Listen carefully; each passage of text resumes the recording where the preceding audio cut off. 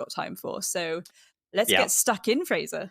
I mean, when we're looking at it, the plant denial operators that you could usually bring out for Cafe Dostoevsky can be rather varied. You see that Maestro being brought out, as you mentioned, on that bar cocktail bomb site. Secondly, you could bring in the smoke for the kitchen. And also, on top of that, you still have Echo available.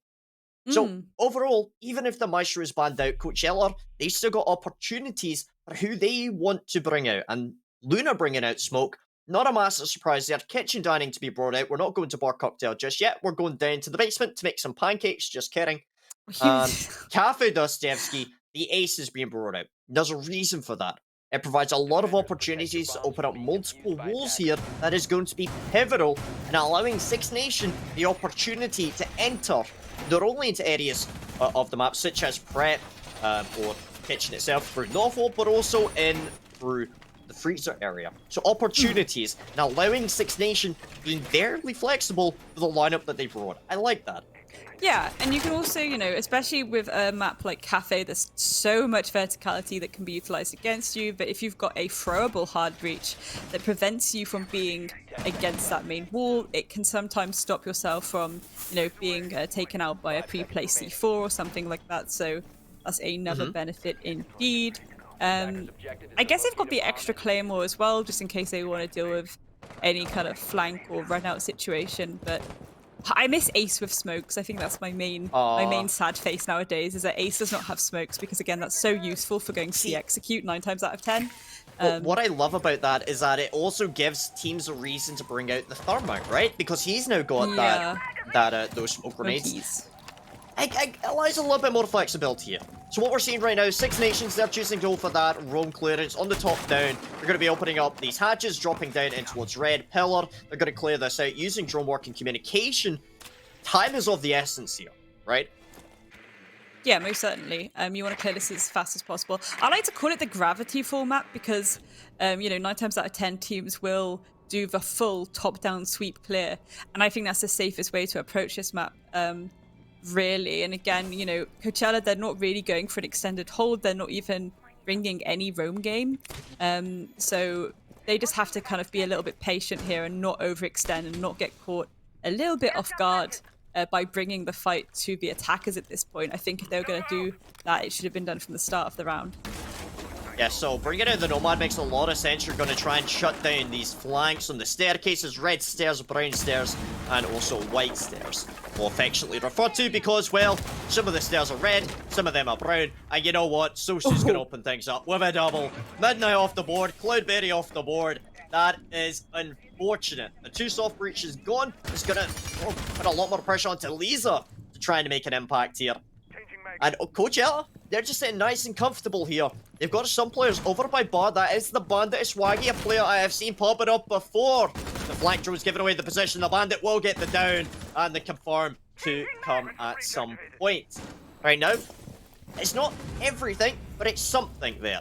As a 3v4 will ensue here. Still advantage in favour of Coachella. Do you see Luna in a powerful position inside a wedding? Will rotate out. Kelly providing some moral support to allow that to occur. 2v4, Grace, how's this going to pan out?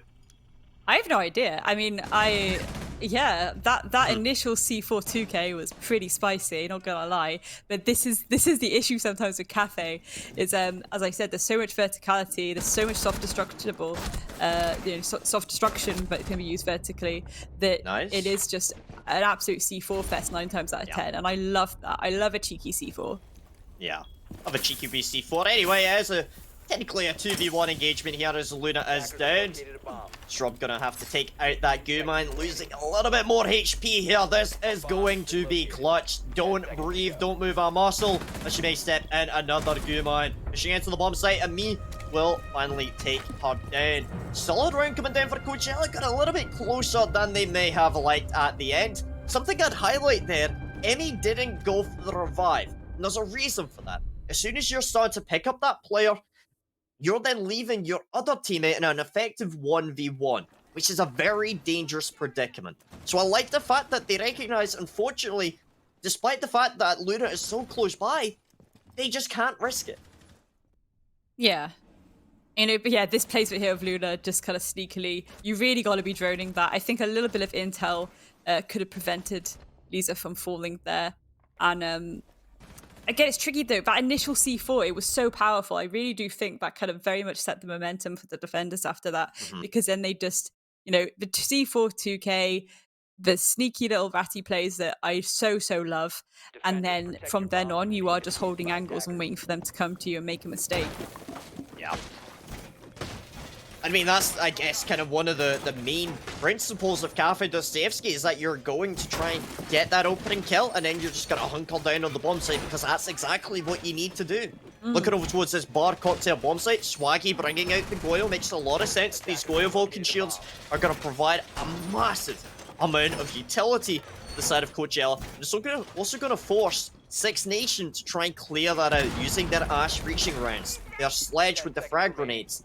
A lot of this utility could otherwise be utilized on the bomb site proper, but instead it's primarily going to be focused on clearing out Piano. Look at this little position here in Pixel. We've got not only the Jaeger ADSs, if they were available, but you've also got the Goyo Vulcan shield. That's a lot of power. Oh yeah, absolutely. Look at that. It's what I mean. Like it's a relatively standard setup, and I like that. I like that they're doing that, and I am expecting Six Nation to at least be aware of how to approach that. So I think that nice even Stevens to start off with in this round, Oh. And ooh, that was you really got to be careful of that. Yeah. Well, anyway, we do see the Syria gate will clear out at least some of the drones. It's going to waste a bit of utility. That's part of the reason that they place it up there is just, well, it forces you to pitch something in there, whether it is, a drone, a grenade, your foot.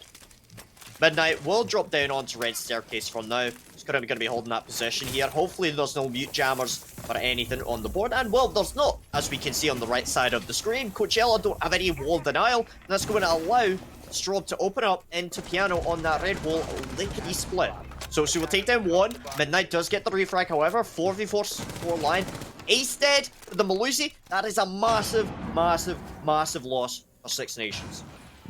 Yeah, that's Momi doing a very, very confident pixel clear. Luna getting the pick on Talisa as well. So I think both these teams are playing this really nicely. It's like I say, it's a standard setup and a standard attack, and it's good to see both these teams playing it effectively and efficiently. Yeah, so do you see a couple of kills going back and forth? Momoy will be out on the prowl, shuts down Swaggy down below. Midnight going ballistic inside of the bathroom. Cloudberry picks up Emmy, and it's a 3v1. How the tides have turned. Luna, last player on that cocktail area. Lovely shot onto Midnight, but will get shut down on the refrag by Cloudberry. A superb attack coming down from Six Nations. It wasn't looking too good to start things off. They lost their ace first, but they pulled it back through the power of players like Midnight. I will say there were some pretty bolshy moves though. The jump down of the Nomads to get the Goyo. And then, yeah, Midnight and I think it was Claudeberry just waltzing into bathroom, waltzing through white, picking up their kills, getting their dubs. I think, yeah, a lot of confidence coming through there from Six Nation. Someone I'd really like to highlight there again is going back to Midnight and the individual performances that she put in there to really kind of make that round work out. Pushing very aggressively onto the Pixel and White. White hallway in towards bathroom, able to open things up, open another avenue that they so desperately needed after losing the ace. It meant that they had no more hard support or hard breach available. It really forced them to go in through doorways or rotates, which is a much more dangerous predicament to be in. Ultimately, Six Nation were able to pull that one back and leaving it at a 1-1 scoreline.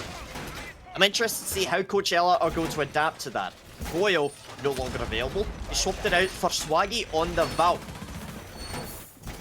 Yeah. And I'm not sure how I feel about that, to be honest. I think, again, I know it's an oldie, and again, we did see Six Nation deal with it very well. We saw a lot of, utility getting used by, I think it was Momoy, to get rid of that, ADSs behind the, shield pixel hold. But I think it's such an important part of control towards this site to set yourself up for the to prevent rather the setup of the execute, that whilst I understand the need to have more intel, I don't think it should have been the Goyo swapping to the Valk. I think the way I'm looking at this right now, and again, I'm playing devil's advocate here because I love that. I think it's important to have ADSs. You've got the Jaeger there. You can bring either Jaeger or Lamai. I think Jaeger is more suitable in this situation. You've got the Valk for information. Sosu bringing the Malusi Banshees to try and slow down and lessen the impact of an execute going down in areas such as Bar or on that wide hallway. The Aruni, I think maybe that could have been the one that swapped out, but fair enough that they're bringing the Surya Gates. I'm just interested to see how this will play out for now. I mean, again, I just maybe it's a comfort thing that they really want Luna on the Legion, but I think maybe the Legion should have been swapped for a Goyo or, you know, someone else with a shield. I really would have liked that pixel hold. Oh, I'm concerned about Kaylee's position here. They've got drones inside a piano right now. They haven't spotted Kaylee out just yet. No, that is terrible drone work right there. I'm sorry to call it out. That should not have been allowed to occur. Sosu will take down Midnight. Kaylee are playing in a position she should have been demolished earlier on. The carry has been dropped on that red wall. Lisa will take down Kaylee, so that is a nice refrag, but at what cost? It's Lisa. It's going to be fine to play down below. Emmy will take a lot of damage as Swaggy is rotating upstairs. Momoy is able to shut down the Aruni. 3v3 is going to occur here. It looks like Six Nation are able to start pulling this one back. Momoy takes down Luna. Somehow inside a cocktail. The information isn't there to deny this from happening. So inside of the bathroom, Swaggy on top of the white stairs. Lisa's going for the plant, and so far it looks like Six Nation, they're just going to be able to cover this with the crossfire. Swaggy, the last player, as the post plant does kick off. In theory, this should be around for Six Nations, and it is a deserved one at that. Swaggy, pushing in, 3 cigar, pushing piano, looking for any potential avenues of approach. Information is there. We do see the yellow pings coming out as well as the red pings. No C4 in the pocket, so it's going to have to be through the gunplay, the gun-fu to win this one out. Cloudberry shuts down Swaggy. A superb attack coming down from Six Nation. That was remarkable.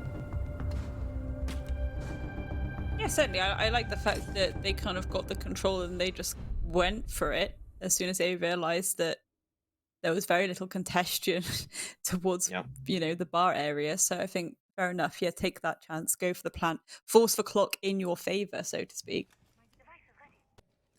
Oh, this Jaeger play was just disgusting. Again, it's kind of similar to what we saw on the kitchen site, where just a little bit of extra drone work would have prevented lives from being lost, but ultimately they managed to pull it back. So well done them. Couple of mistakes on both sides there. I'm just going to point out the drone work there was a little bit lackluster. It's a bit of a shame. However, we can see them pulling that back and working on that over time. So again, let's not hark on that too much. Coachella, I think going downstairs to kitchen service makes a lot of sense considering their performances on Bar Cocktail wasn't the best. So looking at this is a logical choice. We're seeing the Cade being brought out. Potentially the Cade would be a good pick for that Bar Cocktail bomb site. Try and deny that main red wall from getting opened up. Try and force him to utilize a bit of utility and clearing that out. I'm interested to see whether or not Coachella are going to hunker down and go for a bit of a turtle strategy and holding down on towards this bomb site. I think that would make sense. But now, let's just wait and see how this will play out. Yeah, I feel like they will. Although I am slightly concerned because obviously I do feel a big defining factor of that first kitchen hold was just that initial 2kc4. You know, getting 2 players off the board, especially the 2 entries, that is significantly impactful. And again, will we see more C4 kills coming through? Are they gunning on that too much? Are they being too confident in the fact that they'll be able to do that again? Have a repeat of those vertical kills? My main concern right now is the fact that going back to the same bomb site that they've won prior, I think it makes sense. I'm concerned about, okay, if they win this bomb site, that then means they're going to have to go back to Bar Cocktail or risk going to a Reading Fireplace. I'm concerned. And I'm just hoping that that concern is unwarranted, but I think we're just going to have to wait and see about that. I think the tertiary sites are actually sometimes really, really decent, and I think that, especially, you know, reading Fireplace, I think that is That's one I think most teams should feel comfortable on. Again, there's a lot of verticality that can be utilized there. And whilst I understand that, yeah, their bar hold wasn't great, and a lot of the time reading fireplace can be an extension of that, I say play into your strengths a little bit, which seems to be that knowledge of where people may be attacking you from in terms of, you know, vertical kills. So I'm curious to see if they do go to tertiary site, what will happen. Oh. Nades go down, try and clear out that Electrical. Very nice. Let's get a nice drop to open this up. Cloudberry with the kill onto Luna. C4 gone. The side of Coach Ella. Still opportunities here. But Swaggy so far the only player with the C4 left. I think Sosu does have theirs replaced, I would assume. I'm honestly not quite sure about that. I think we're going to have to wait and see about that. Having a look through the verticality for now. 50 seconds taken away here. We're going to see a freezer take eventually coming through. It looks like Straub is already in a position going in for the plant. Midnight will be covering this one now. Cloud upstairs with the verticality to deny that attempted push coming in from Sosu. Kalia starting to rotate back, but it's too little too late. You see these players pushing in. It's 1v1s. This isn't how you want to take this retake. Zemi looking towards pushing upstairs. Will get shut down by Lisa. 4v1 now. Kalia gonna have to try and make this one work. It's got verticals up above. There's players down below. It's getting pushed on all sides. Midnight will take her down. Six Nations, again, that was confident. That was clean. That was efficient. And again, it's interesting how, I would say hyper fixated, but there was definitely a fixation on these vertical kills, looking for these vertical angles. And by that point, the players had already kind of got to the ground floor and were going for a collapse of sorts. So again, I do think they were banking too much on getting those vertical kills again, which this time didn't really come through. Again, I have noticed how much Six are kind of trying to rush objective, which is quite interesting. They're doing a little bit of a clear and then they're just going like, okay, we'll just collapse now. I don't think the setup for the execute is 100% there. And I think that if Coachella are able to clock onto that, things could go completely opposite. But again, they're playing so turtily. And this is where I'd be like, okay, maybe we do have a little bit of a roam so that when they do go for a unprepared execute, we can kind of catch them a little bit with their pants down. My main problem now, and I'm not going to say concerned because it is a problem now, they're currently losing their defensive rounds on Kafa Dostoevsky. That is not a good sign, because what's going to happen here, and again, I spoke about it right at the start when I was discussing,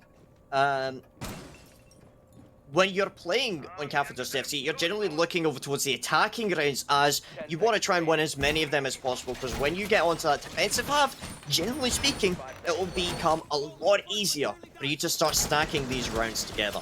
Six Nation right now, they're making this look relatively easy. And that is where the concern lies, because when Coachella are so over to attack, I'm concerned that they might not have that same impact that Six Nations are having.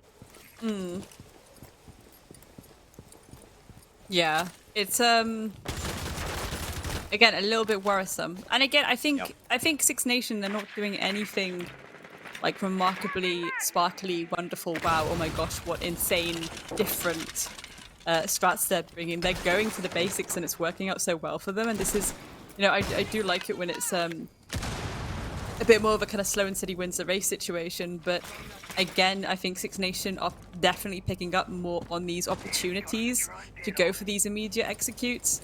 And Coachella on picking up themselves on the fact that they're unprepared for that execute. So it's a bit of a... Is it catch 22? Catch 25? Yeah, catch 22. That's catch the one. 22. Yeah, catch 22. So yeah, what we saw right there, Electrical was on the wall. It was dealt with relatively quickly and effectively. We're now seeing the execute coming on through, trying to take Piano. Once they clear out so soon, they'll take control of Piano. They'll then be able to open up onto Rubbish if they want to. Kalia still in this position. I'll be honest, I don't think this is a good idea. Because what's going to happen here is as soon as they get drones in, they get the approximate position there. They're just going to nade them. They're just going to cut them down. In theory, Kalia should already be dead at this point. Yeah, and that's exactly why. Sosu able to get the kill onto Momo. That's Minibar dead. However, there's going to be another player snagged up close beside. Carrier has been dropped. However, right now, the time that Six Nations still have, this is plenty of time for them to start looking over towards opening up onto these walls, figuring out where they want to go for the execute, likely opening up onto that rubbish wall here in a second. I'd imagine they should be able to get the plant down over the next 40 seconds. Well, Luna's going to get the pick up the straw, so maybe not quite yet, but they are getting these walls open, so I am expecting a bit of a plant around the trash area. These are getting very, very bulshy around this new hatch area as well. She's going to do a little bit of drone work, try and get that intel. Again, Six Nation, they struggled a bit with the intel before, so it's nice to see them go for it now. 40 seconds on the clock, Fraser. Do you think they can get this execute down? I mean, C4 on the board here. C4s, 2 C4s in fact, will be the main form of planting out right now, as there is no smoke available there. Luna will take down Laser 2v4 now. I don't think it's going to get to the stage where they need to go for a plant, because I think it's going to go entirely down to the kills. Midnight will shut down Luna. Looking for the next one, can't quite connect it. Sosu shuts down Midnight. And that is the first round 1 on Bar Cocktail, the side of Coachella. That was better. But again, it was better because they acknowledged that they were going to try and go for a unprepared collapse. And that's where they caught them a little bit off guard, because they still had the body count ready and waiting for them, and they were able to hold those angles to prevent it from happening. Whereas previously, you know, they were losing way too many people too early, and they're not being prepared for that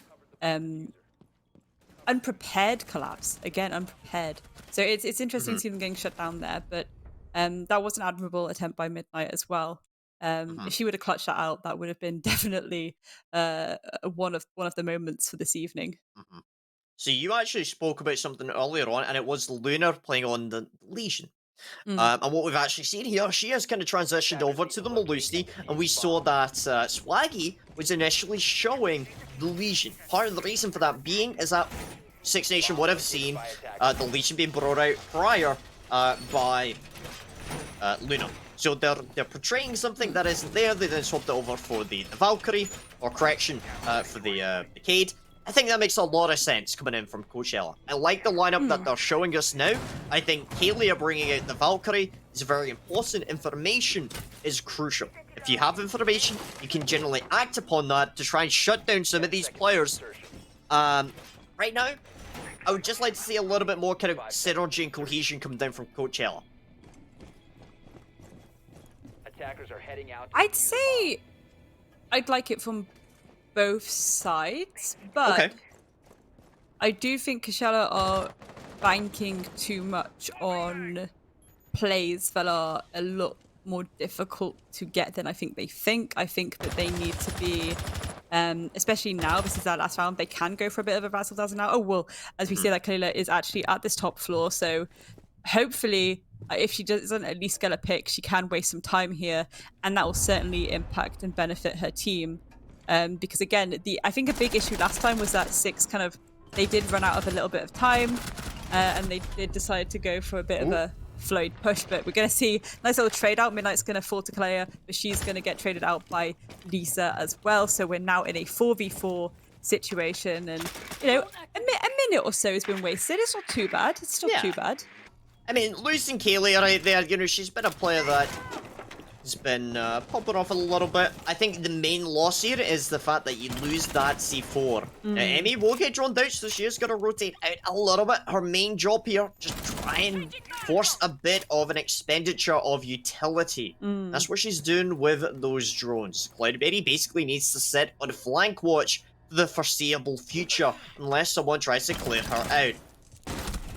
Do you see Nomad? Oh! Does fall there. Emmy's still alive, sitting there nice and pretty for now. As, right now, Coachella, they're happy. Cloudberry doesn't get the refrag just yet. That's going to allow Emmy to just sit downstairs. Again, she's wasting time. It's the perceived pressure that she's applying here that they need to be wary of. Yeah, certainly. And again, you know, Six are slowly but surely putting themselves into a situation where the clock is, you know, really ticking now. They have to start clearing and getting their execute down. And we are going to see those Selmas go down, and, you know, that Kayid will get blown away. So that hatch can be opened. Verticality is going to come through, but so are those C4s. And there we go! Ososu is going to take down Cloudberry. Once again, very effective C4 kill coming from that player. Yeah, I mean, there's nothing more entertaining than seeing a C4 going flying it up, and you know it's gonna hit, but so is Lisa. Did you see Straub fall to Sosu? It's gonna be a round one by Coachella. Let's talk about that briefly here. A lot of investment was applied upstairs, clearing that top floor. What we saw from Emmy was holding inside of that kind of reading of fireplace, wasted a lot of time, wasted a couple of players. Momoy in particular there, unfortunately did full layer the Nomad. And I think really that kind of threw Six Nation off of their kind of streak. Oh yeah, 100%. But, you know, getting 3 rounds in on attack, especially on a map like Cafe, that is going to benefit Six going into the second half now, their defensive half. And, you know, I don't know if it's too little too late for Coachella. It would be interesting to see this go to overtime, though. It really would be. Especially given how warmed up they got towards the end there. But it's an interesting one, Fraser, because again, it's I think towards the end, Coachella started realizing that they can start to use the clock against Six, and I'm interested to see if Six start doing the same. Will we see an extended hold or like a bit of a roam game coming through? I'm expecting it certainly from these ladies that is going to happen. I am expecting, you know, if not Midnight, certainly maybe Straub on the Jaeger there can go on a little wander to the top floor, maybe the mid, maybe have Claude on the mid as well.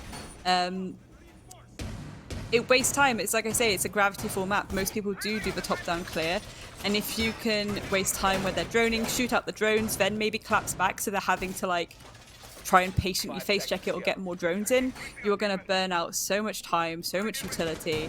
And again, indeed, if you do get that opening pick, 9 times out of 10 it is more favorable to then pull back. You get the opening pick, you can pull back a little bit, be a bit safer with it. They're still going to waste time trying to find you.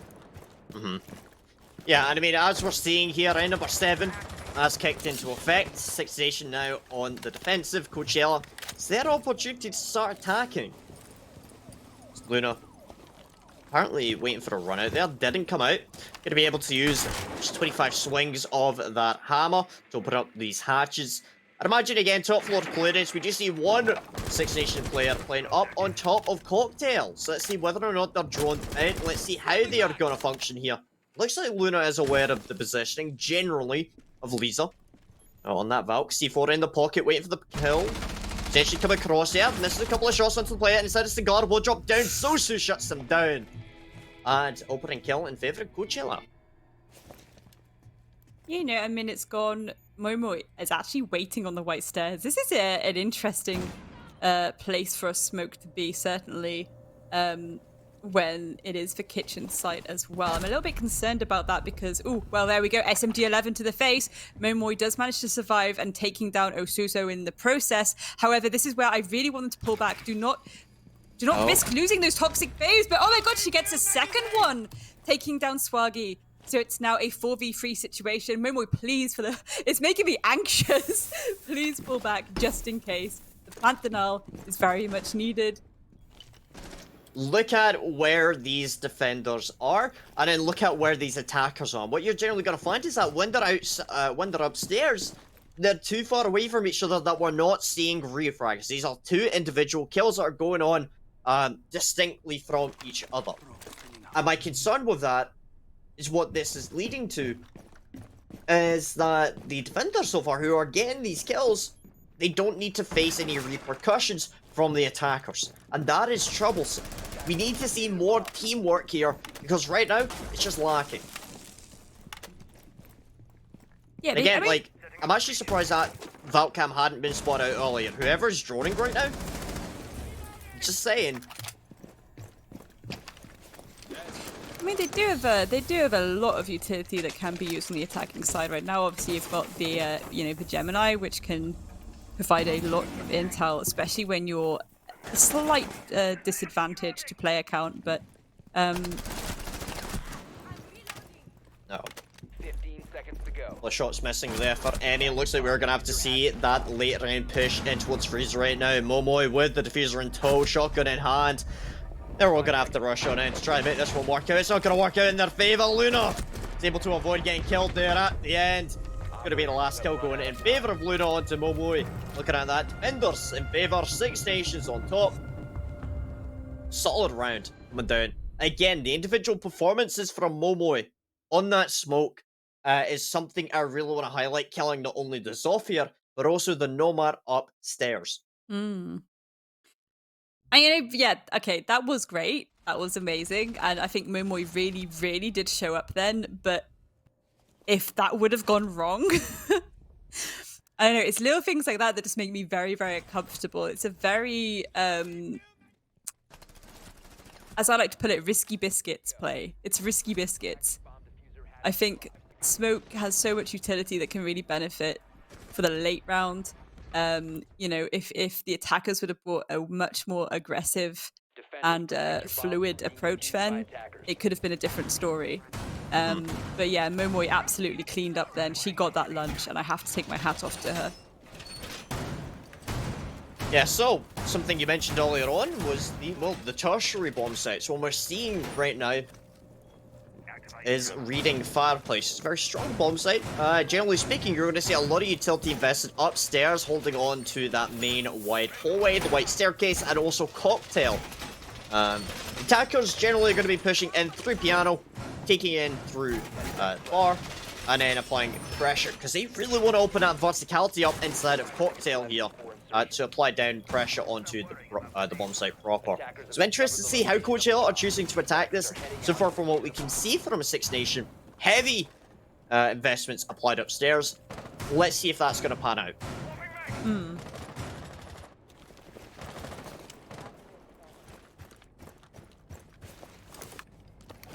And again, I'm curious to know, like,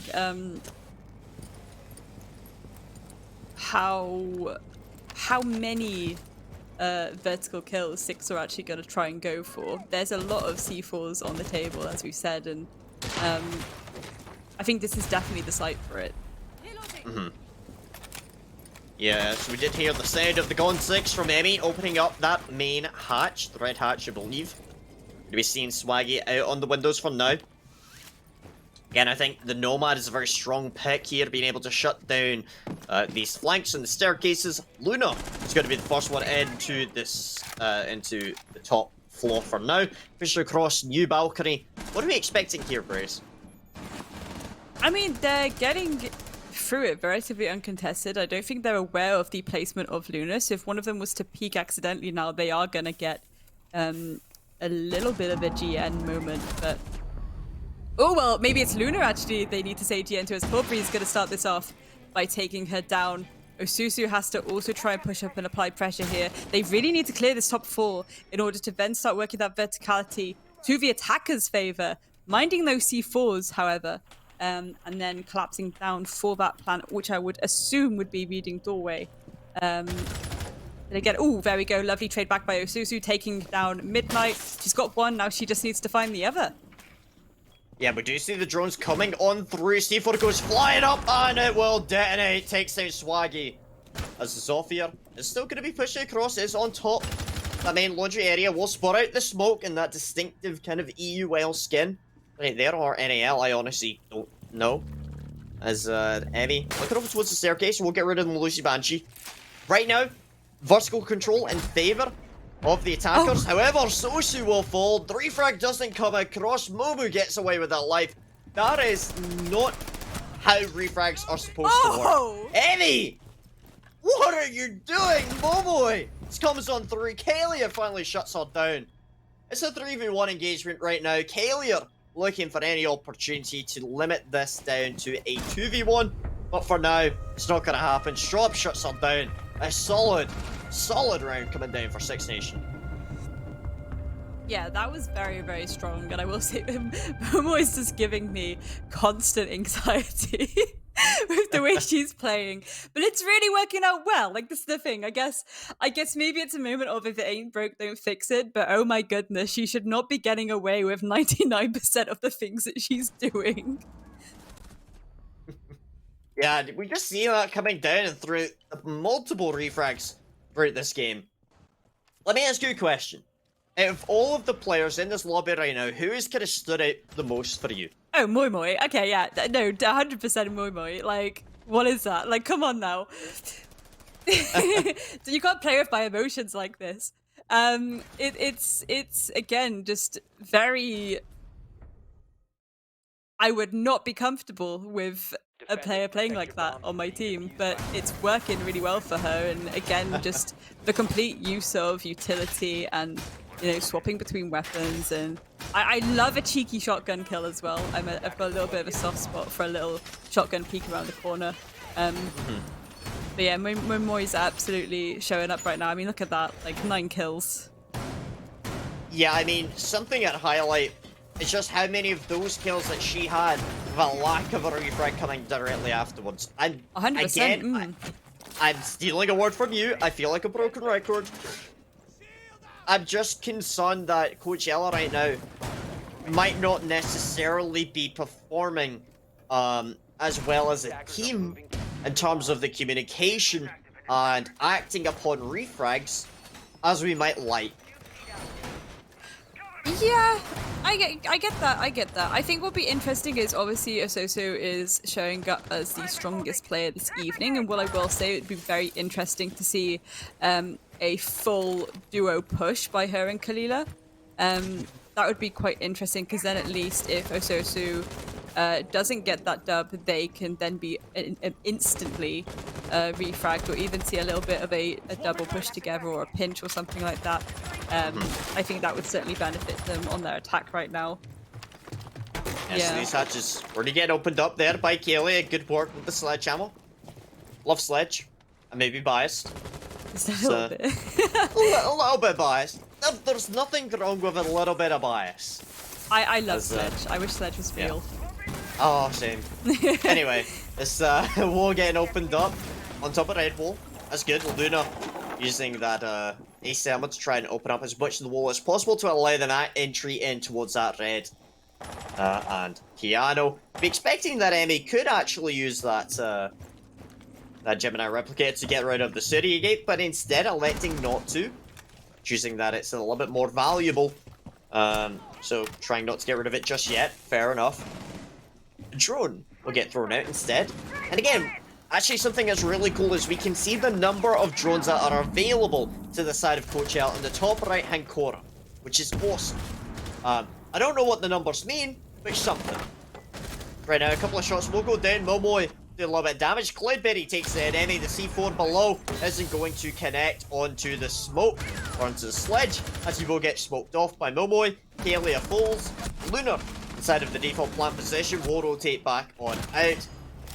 And a lovely shot coming in for a Momoy on the stage. Refrag comes across. 4v2 situation here.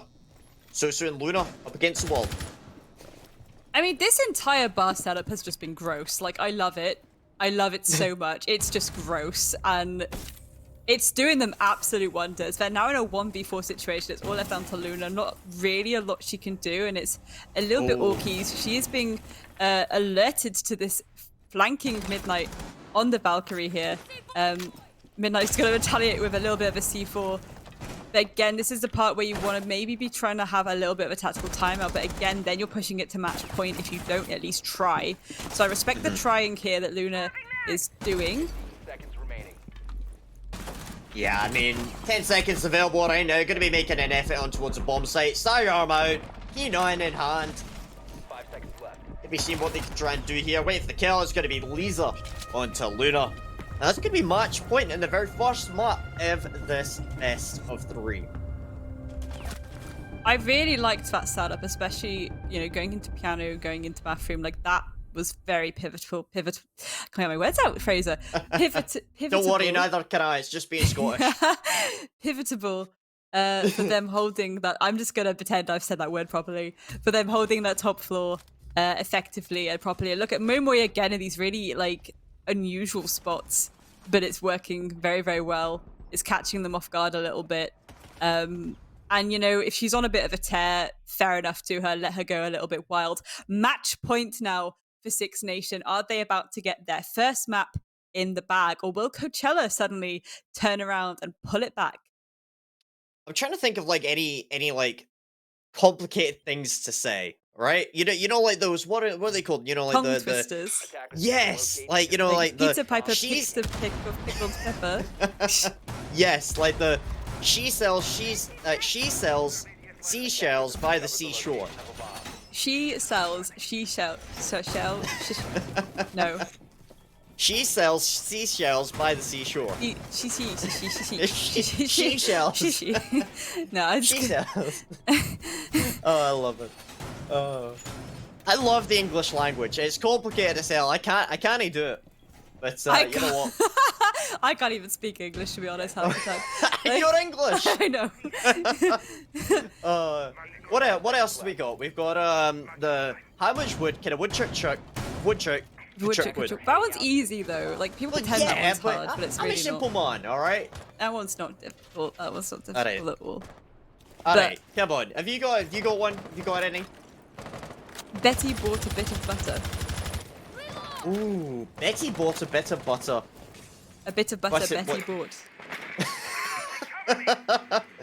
bought. Let us know also in chat if anyone has any good ones. Always super interested about any little copy pastas like that. But regardless, we're currently sitting at this match point for Six Nation HQ. Coachella, they're going down to kitchen service as their first, well, attacking around here. I'm interested to see how Six Nation are attempting to hold this one out. You've got Midnight playing behind the bakery counter. Momoy will get the first kill onto Luna. And that's going to be the Ash dead. The entry gone, the spearhead that Coachella might be reliant on in this attack, blunted. Grenade will get teased out by Kalia, will get thrown on out, but is going to be able to take down Midnight. Lovely grenade onto Jaeger. Oh god, the Wamai even has Strobe. Playing inside a prep from now, can't quite connect to kill. He's going to be rotating across to try and take the position here. A lovely shot to Sosu. Oh, that was beautiful. Yeah, but I do respect the fact that Coachella are trying to go a little bit more direct through bakery right now. They've got that rotation, they cleared Midnight. It makes sense for them to push this way, give themselves a bit of an opening. Air jab's going down, so it's a relatively safe push to make, especially when they're in a 3v4. They just really have to land their shots, win their ones, Fraser. Yeah, 100%. I mean, it's looking at the individual performances that can also sum up to an entire team win right now. As Emmy, that Malusi Banshee is giving away a position. Kaylee are close beside the ace to try and go for and execute. That default camera needed to get shot out much earlier on because the information that it would be giving Six Nation is important. Emmy looking over for a potential kill. Again, the Malusi Banshee just going to keep ticking away. Strobe knows exactly where these players are, so she's just going to wait for it to get detonated, get destroyed. It's going to give the alert, hey, there's someone here. Yeah, most certainly, but you know, 40 seconds on the clock, they really need to work out what they want to do and just go for it. And it looks like they are, so here we go. We're going to see Kayela go running in, but we are going to see Swaggy get taken down by Lisa as well, Fraser. Yeah. I mean, looking at it right now, Kalia is going to be looking over towards that northern wall. There is a player inside a coat locker, so they do need to be wary of that. Emmy gets a first kill. Nice little double kill going down for Kalia and Emmy. Leaving the scoreboard at 2v2. The carrier is being covered from above and a lovely shot from Momoy. It is looking pivotal here. As it's more than likely going to be a Six Nation win right now. Emmy's going for it, but Momoy pulls it through. Six Nations with the first map in this best of 3 going their way. That was Kafa Dostoevsky. What more do we have to look at here? I mean, I'm just so impressed with Momoy's performance, if I'm honest. Again, very risky in parts and perhaps not the way I'd prefer for players to play, but absolutely winning her ones. Yeah, 100%. I mean, it's looking at that scoreline on Cafe Dostoevsky attacking first, 7-3. Now, why is that important? Way back at the start, we were having a discussion about how this map generally plays out. And the overall consensus for a lot of competitive players, this is one of the most defender-sided maps of the game. What we saw coming through from Six Nation on attack is nothing short of remarkable. The exceptional roam clearances that we saw playing from top down, as you mentioned it, kind of the gravity kind of clearance, worked out marvelously beside the Six Nations. The utility clearances that they were able to achieve using the full width and breadth of their gadgets was superb. And ultimately, what we saw was the mechanical skill coming down from Six Nations. Coachella struggled to have an answer for. I mean, I'd also say it's just a pure fiery confidence as well. I mean, even on the attack and defense, again, I've mentioned many times now, but Momoy, there was the drop down from the new hatch we saw earlier where she took down the Goyo, and then as soon as plays like that on attack, and then it goes to defense, and they're being equally as bolshy. It's but again, being able to get away with that, and that is where I think if I was Coachello, I'd go back and be like, how did we allow this to happen? What can we do different next time? We should not have let this roaming smoke essentially take us out as efficiently as they did. What can we do to prevent that next time? But again, that was only the first map of this best of 3. Coachella could get it and pull it back on map number 2, and then we would go to the third map, which again, I really want to see us go the full way at least once tonight. Obviously, we didn't on the first match of the night, so it would be nice to see it now, but Six Nation does seem to be absolutely on fire. Yeah, 100%. I mean, first off, I'd love to have some hot firefighters coming in here to try and put these players out, because right now they are absolutely burning the barn down. So what we're seeing right now, Six Nation, again, something I'd highlight would be the impact that they're having on attack, I think is superb. But what I'm going to say here, I would expect that Six Nations were more than prepared for this map. If anything, looking at a best of 3 format, you get to pick the map that you want to play. They're not going to pick a map that they're not confident on. So I'm more interested to see what the second map is going to be like, because I'm hoping that the second map is going to be Chalet. It is. I'm hoping, it is Chalet. Yeah, I'm hoping. What I meant to say. Sorry, I was reading chat at the same time I was reading what production was saying. I'm interested to see whether or not that is going to be a closer affair on the side of Coachella.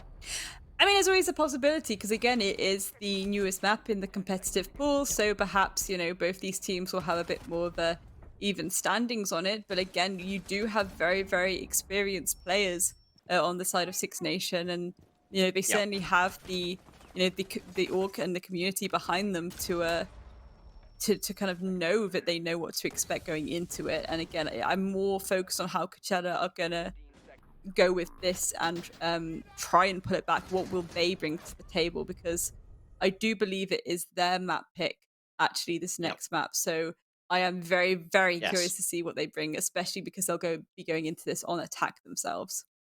Yeah, 100%. I mean, when we're looking at it, obviously in a best of 3 format, you get to ban a couple of maps, but most importantly, you get to pick the maps that you want to play. What that means, Cafe Dostoevsky, it was the pick for Six Nations.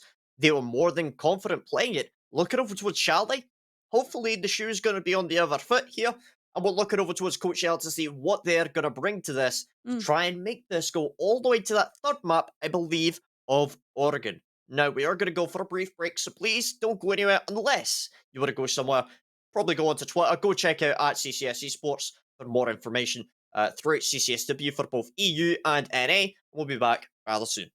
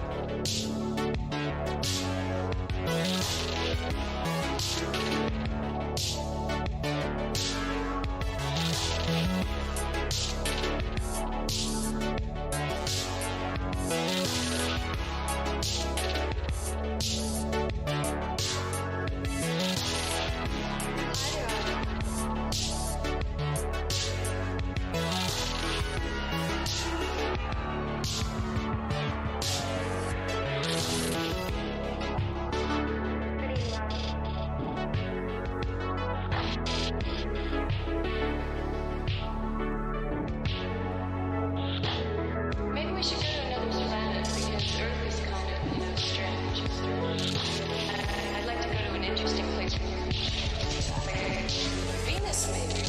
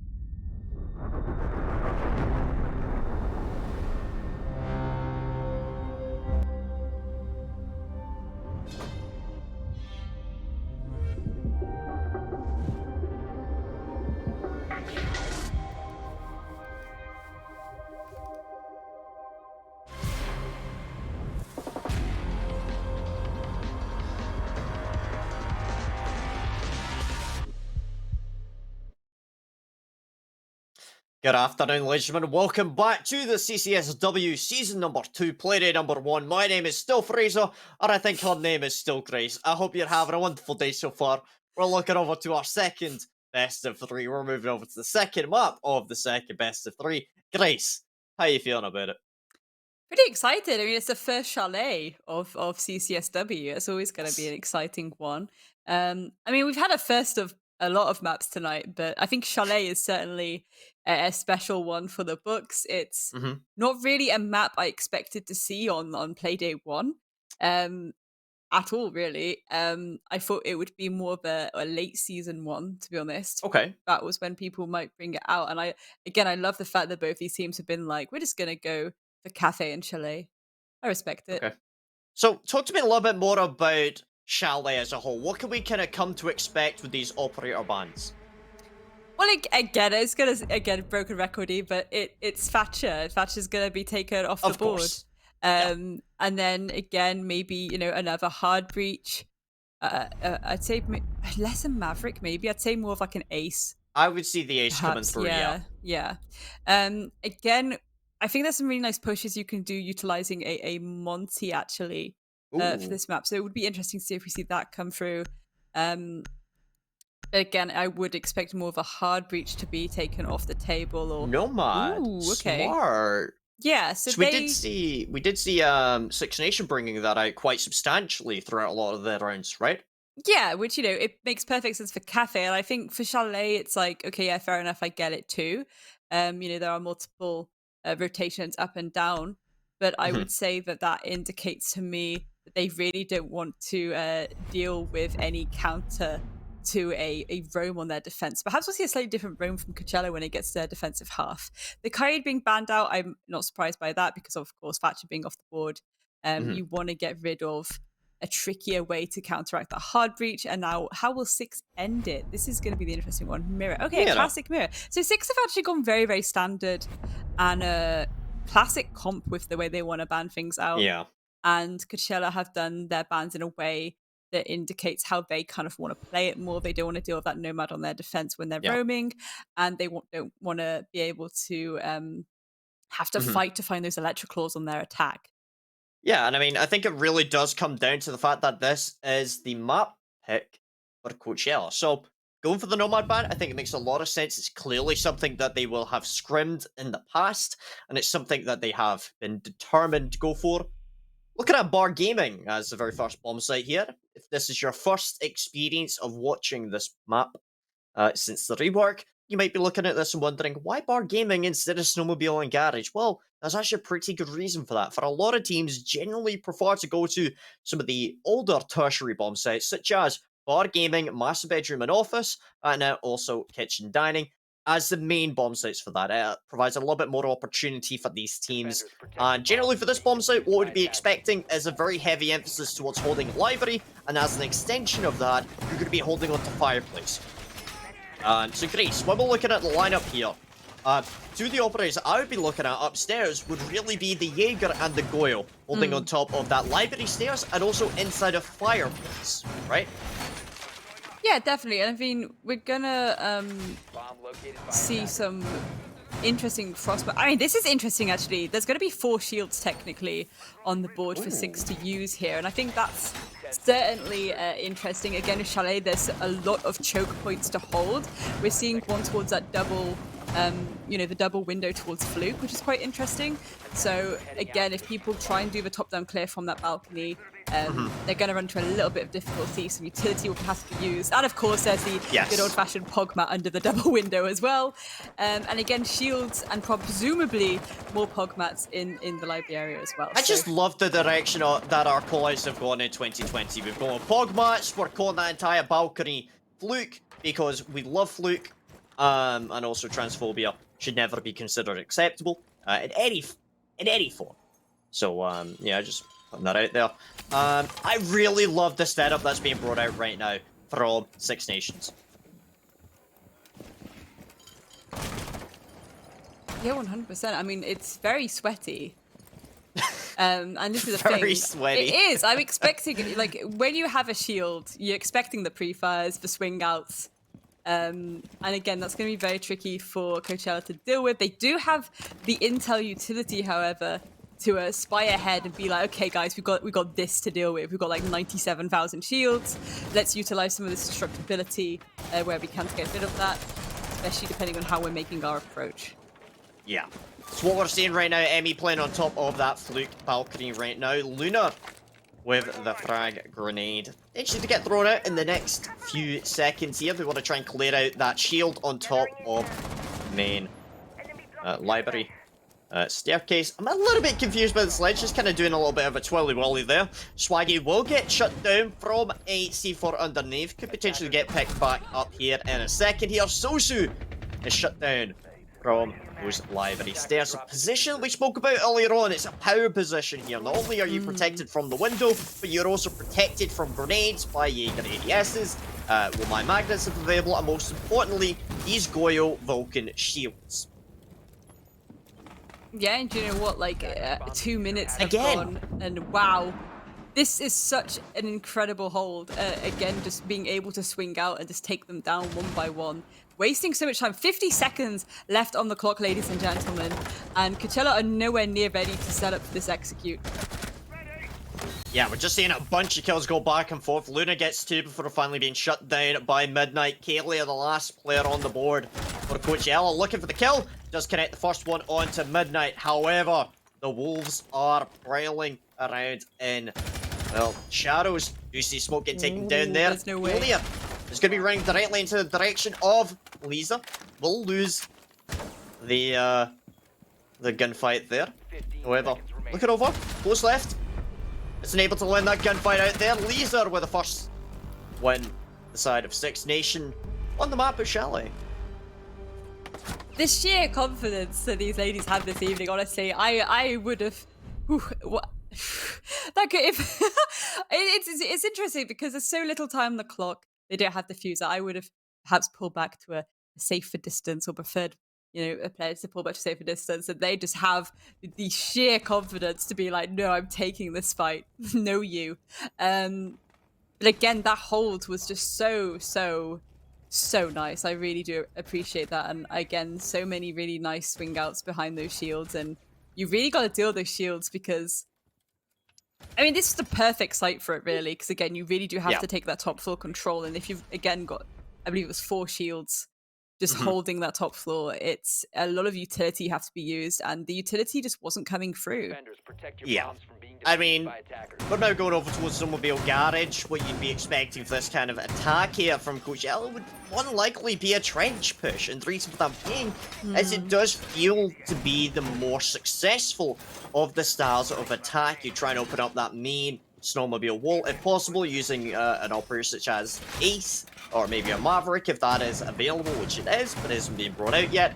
But also, secondly to that, applying pressure in through trench, opening up these main walls on the northern wall to allow a long line of sight into Big Garage, and secondly, on to that eastern wall, which will allow you very quick and expedient entry and to go for a plant inside of the wine cellar.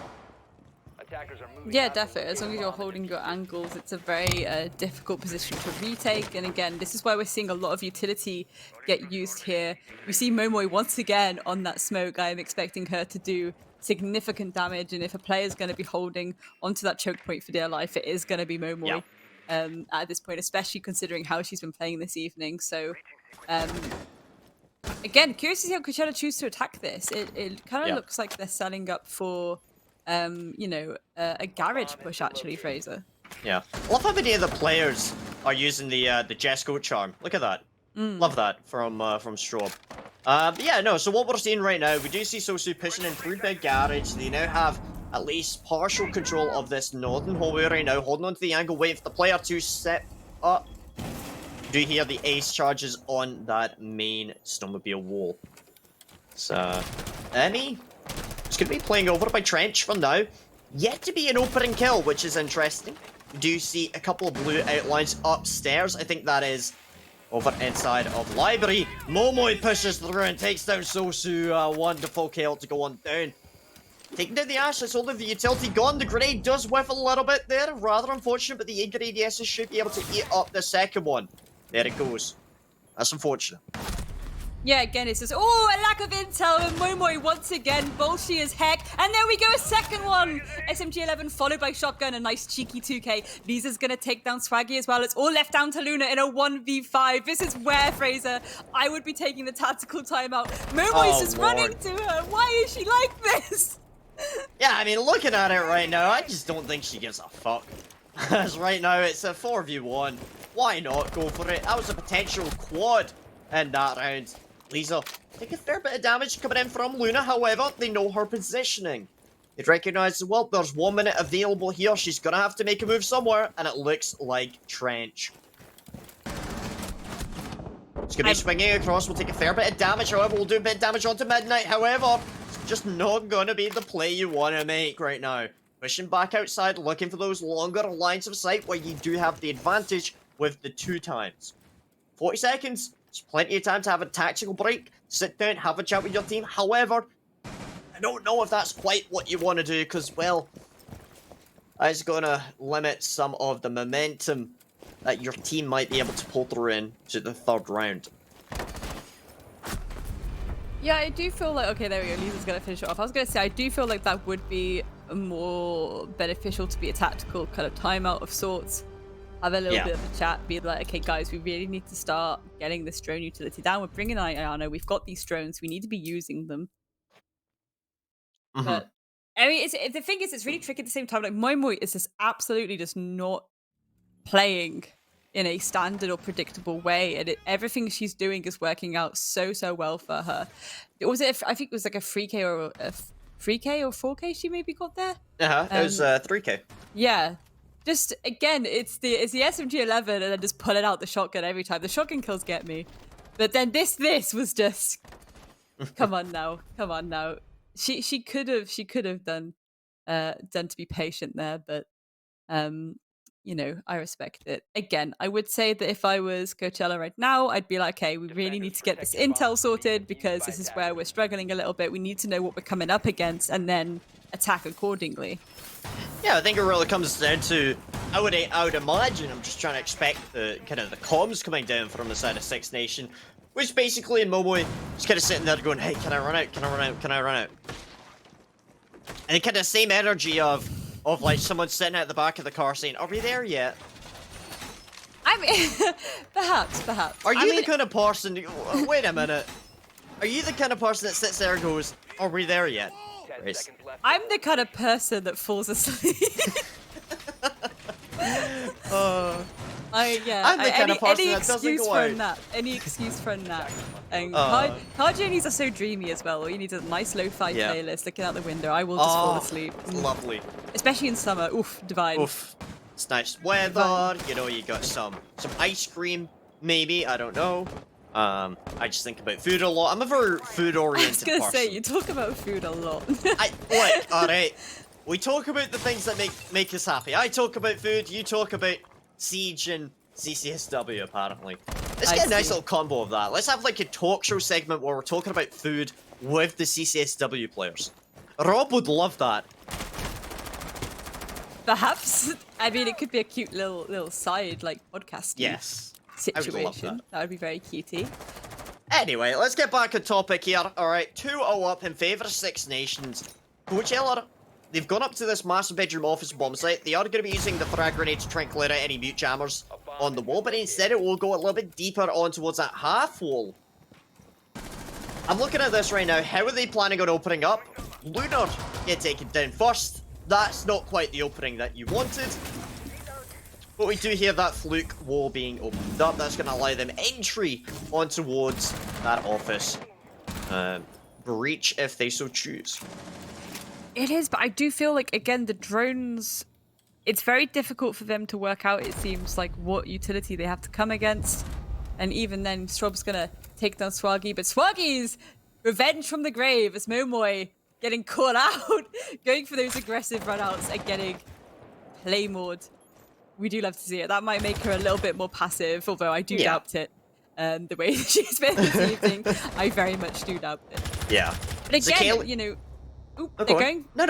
They're going for these picks, but there's very little droning that seems to be going down. They do still have the Ayana on the board. There's opportunity for intel, and it's just not quite coming through. Yeah. Scaly is going to be able to clear out some of the utility over by Piano. Can't quite connect the shot onto the Aruni. Looking for the kill. Attackers have located Doesn't a bomb. quite land it.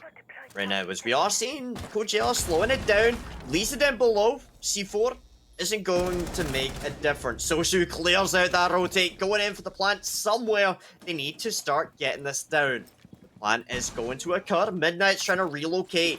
Lisa down below. The C4 will go out to set up a second rotate. A second line of sight.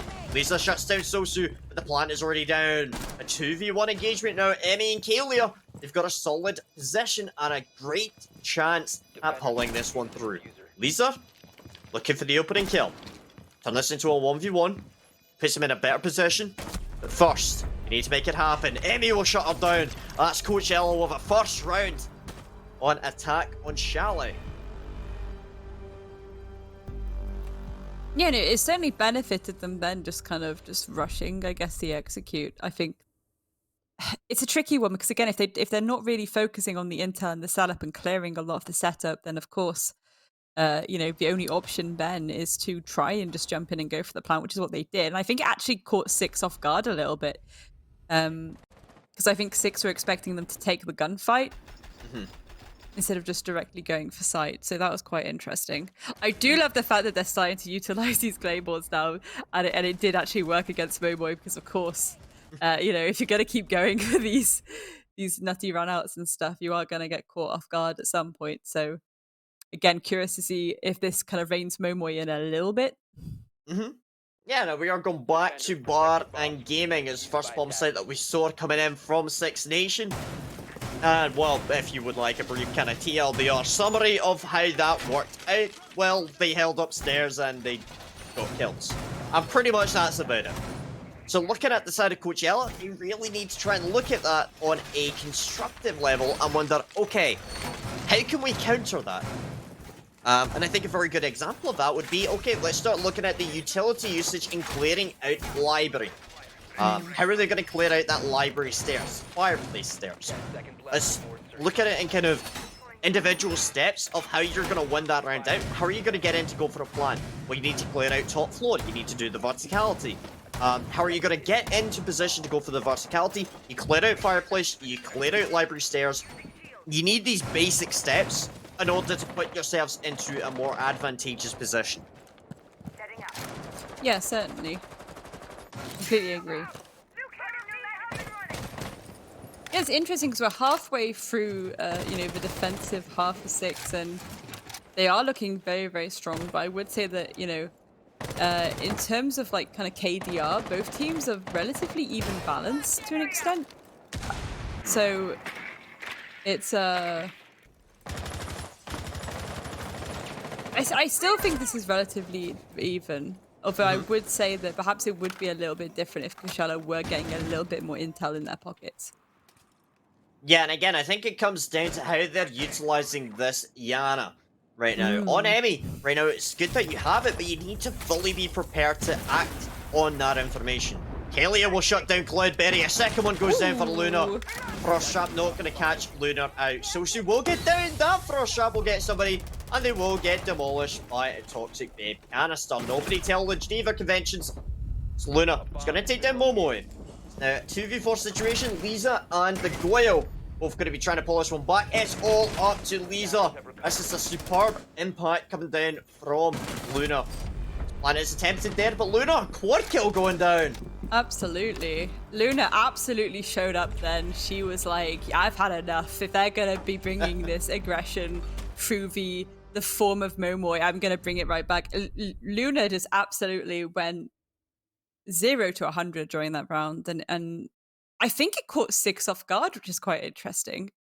100%. I think it comes down to what you've seen in the past and what you're expecting to see in the near future.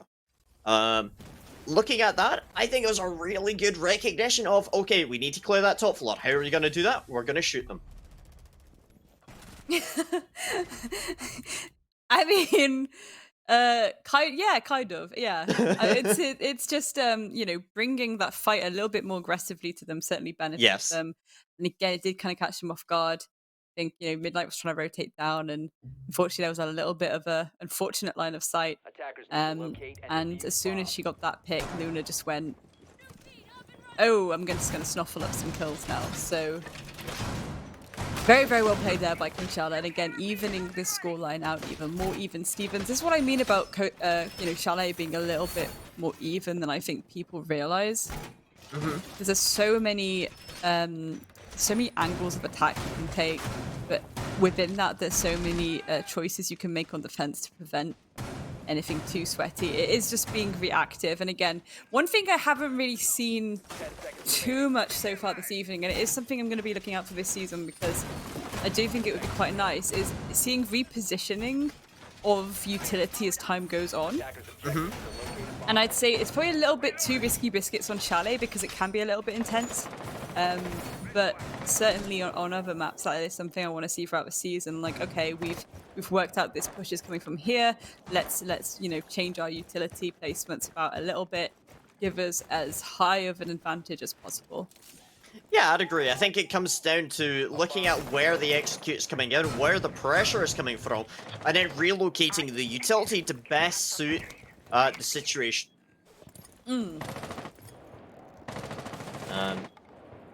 So we do see Sosu playing out on this master bedroom window right now. Straub playing over by Fluke doorway, having a wee gander. A lot of utility set up to try and deny the execute coming in. Swaggy will shut down Miss Midnight. That is unfortunate there. The Valk dead, the C4 gone. On the bright side, Midnight could sit on the cameras that she would likely have thrown out. Let's see what they want to do here.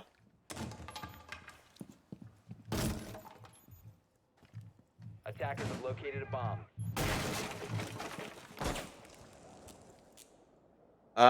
So unfortunately we can't hear Grace at the minute. She may be muted, so I'm gonna continue on here for a second. Laser playing over by West Main. Luna's gonna shut down Straub, and that is an important kill that you could have gotten right there. We've seen the impact that Straub has had in the past, and Kalia is just gonna add on top of this. Bloodberry falls, leaving in Momo to try and hold on inside a bathroom. Lisa pushes up towards Piano. Recognizing the push is coming in, but the information's not there. Momo is going to get shut down by Luna. And a wonderful flurry of kills coming down from Luna. What a beautiful little double coming down from her. Whee! She's like a Cinderella. I mean, that was an insane round from Coachella then. And again, it's just as soon as they bring a little bit of aggression, it just seems to unfold a little bit, because I think at this point, like, I don't know if it's because Six got a little bit comfortable, or whether they realized that Moboy being so aggressive was catching them a little bit off guard, and they kind of assumed that, okay, they're going to be really passive now because they're going to be waiting for Momoy to be turbo aggressive. But realistically, they've brought that aggression right back, and it's really working for them, to be honest. Yeah. Looking at this right now, Coachella do take the lead here.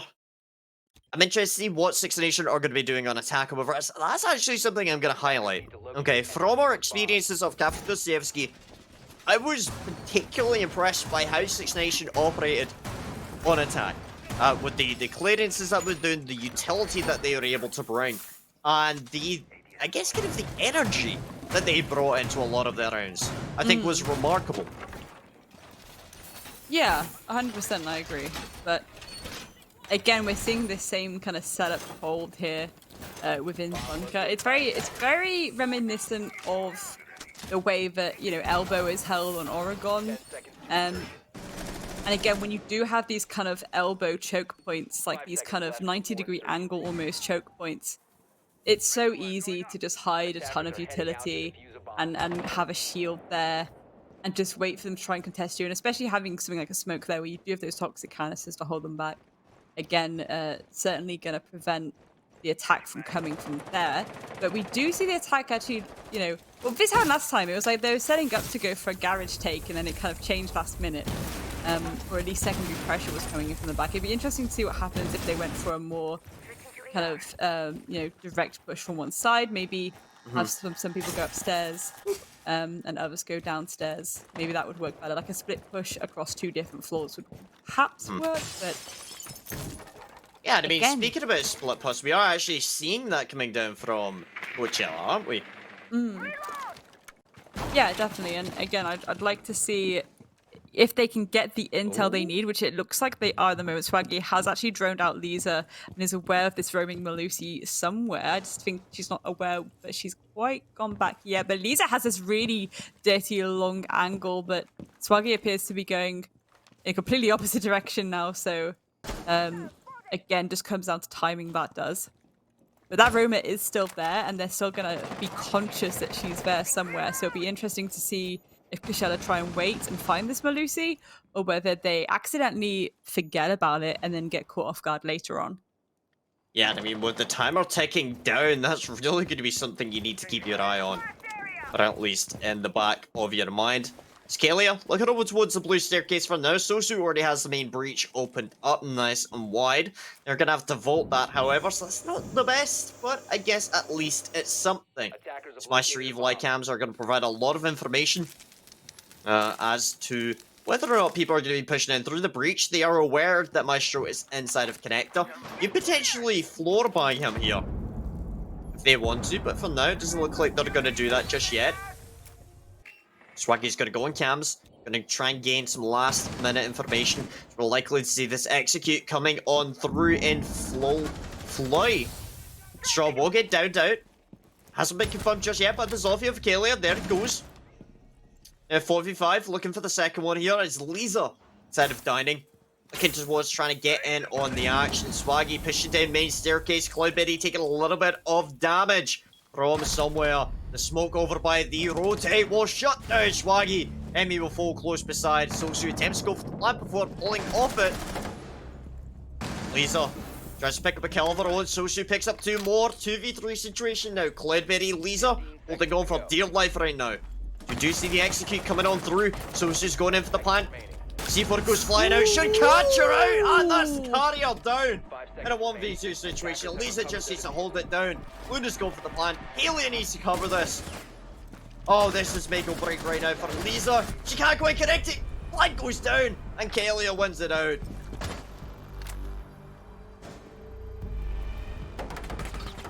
And you know, leaving this defensive half with a 4-2 is certainly making Kushella look very, very strong right now, Fraser. That's really, really good going for them there. I think, you know, a little bit of a rocky start, but then as soon as they realized they could fight fire with fire, that's when they really started to shine. And it kind of then became almost 6 that were a little bit taken off guard. Yeah, I mean, I'm looking at this. I'm liking the aggression that we're now kind of starting to see from Coachella. Looks like it has kind of taken Six Nation aback a little bit here. It's rather unfortunate. I'm interested though. Looking at this, the last round now. Well, I guess the first round even. Apologies. For Six Nation on attack. We're seeing the Twitch being 6th. To or from. I think we're going to find that out in a second here. Yep. It's been 6-pick 2. Fair enough. I like that. Fair amount of soft breach on the board for Six Nation. You've got the Ash, you've got Sledge, you've got the Zofia there. But I think some of that I'm really going to keep my eye on for now will be Strobe. See how many plants she's going to be able to get down, like a nice little wee gardener. So it's very important, isn't it? Yeah, I think objective as an attacker is probably the most beneficial thing you can do, because you can force the clock in your favor. You know, as soon as it's a retake situation, you've essentially time becomes your extra player. I like the Twitch with the smokes as well. I think that's going to be really useful. They can just kind of try and get an entry and go for what I would assume would be a relatively early execute. We've seen them do it on the last map and it worked out relatively well for them, and this time they have, you know, the smoke utility to help cover for that, so it should in theory work a lot better. So again, we're seeing a heavy stack of players upstairs. Looks like they're going to be going in for that library take at some point or another, recognizing the utility that's invested in here. The frost trap, come on, that was pinged out, we saw it! Oh, that's miscommunication right there. Someone needed to call that out. Because otherwise, Midnight could have avoided going down to 20 HP. Yeah, certainly. Although I did love the covering fire then to keep the Valk from coming and finishing off the job. That's really nice teamwork there. Yeah, again, like, what we're seeing right now is the communication is a little bit lackluster. And we're seeing that from the fact that these players are dancing around. Kaylee's going to be able to shut down Lisa. Second player going to be coming up to the bat right now. So we do see one stacked up outside of not only the library, but also Fluke Valkyrie. It's going to be Straub. It's Midnight down below. Potentially going to try and clear out any bandit batteries on that main office wall. As Momoy in the rappel has used both Twitch drones, or at least thrown both of them out. Straub taking a little bit of damage there. Accidentally threw the thermal charge to him. I don't know why that went. Momoy shut down Emmy. That's good. Looking at this right now, Grace. It's a bit of a half and half attack right now, isn't it? A little bit, and again, I'm concerned about the fact that the, you know, the utility, the secondary utility could be utilized a lot more. And I did think that it was going to be mostly focused around, you know, going for a direct push and plant, but that obviously didn't happen. Momoy pushing up. Did have the pings to give away the location of Kaylee, so that's very good recognition there. Again, that's something I think that is very fundamental to Siege, and I think more people need to try and work on that a little bit. Is the flank drones, making sure you've got the information there to act upon. And Momoy does have Diffuser, Cloudberry close beside here, so they could potentially go in for the execute. The Valcam's giving away the position here. So C4 should come out at some point. Ooh. It's Momoy. Couldn't quite confirm the kill onto the bandit there. Grenade will get tossed on out. Oh, Cloudberry's been down. Momo needs to go for the kill. Won't confirm that one just yet. They're not going to have time. Oh, no. Both going to be picked back up. They're going to have to go straight on through this. They're going to die here. That's Carrier down. Oh, that is brutal right there by Coach ELA. Yes, certainly that was, if only they had a little bit more time, then they may have been able to clutch that out, but ultimately, yeah, time is the sixth defender. And I don't know, I feel like it would have been more beneficial to have them actually kind of, yeah, like I say, use that utility to go for a direct plant, really. That's literally what I thought they may have done, but and it kind of got a little bit confusing. I don't know whether it's because they weren't quite sure of the setup, or they were perhaps concerned about who was on site and they maybe didn't have that intel, but yeah, I mean, so far, Kashala, this is really starting to look like their map. It did feel like a bit of a disjointed attack coming through from Six Nation. Looking at the setup coming from Coach ELA, it did feel like they were able to hunker down quite a fair bit. More on that bomb site, and I'm interested to see whether that will continue here. Yeah, certainly. I mean, this is interesting. They're not really doing the same kind of setup that we saw Six do, where they're holding that kind of bunker choke point there. They're kind of just completely reinforcing that, which that can be a little bit risky biscuits, to be honest, Fraser, because again, it's this idea of you essentially giving away that map control, and if that push decides to come from that northeastern side and you get that wall open, you can push in a bit and then just like hold the angles. That plank can go down very, very easily. So there are these opportunities for Six to go for these direct pushes and plants. Just obviously the previous round we did not see that happen.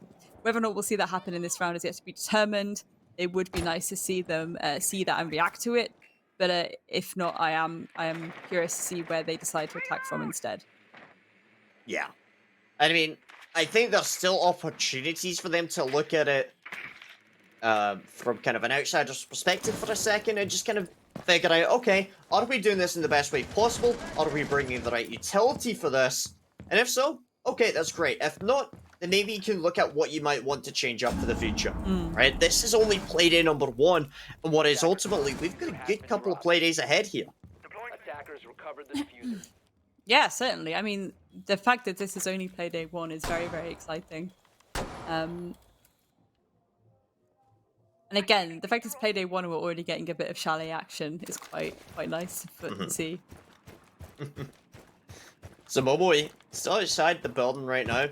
Be able to open up that main breach, possibly here, if they want to try and use the Twitchers to try and clear that out to allow Straub to open things up here.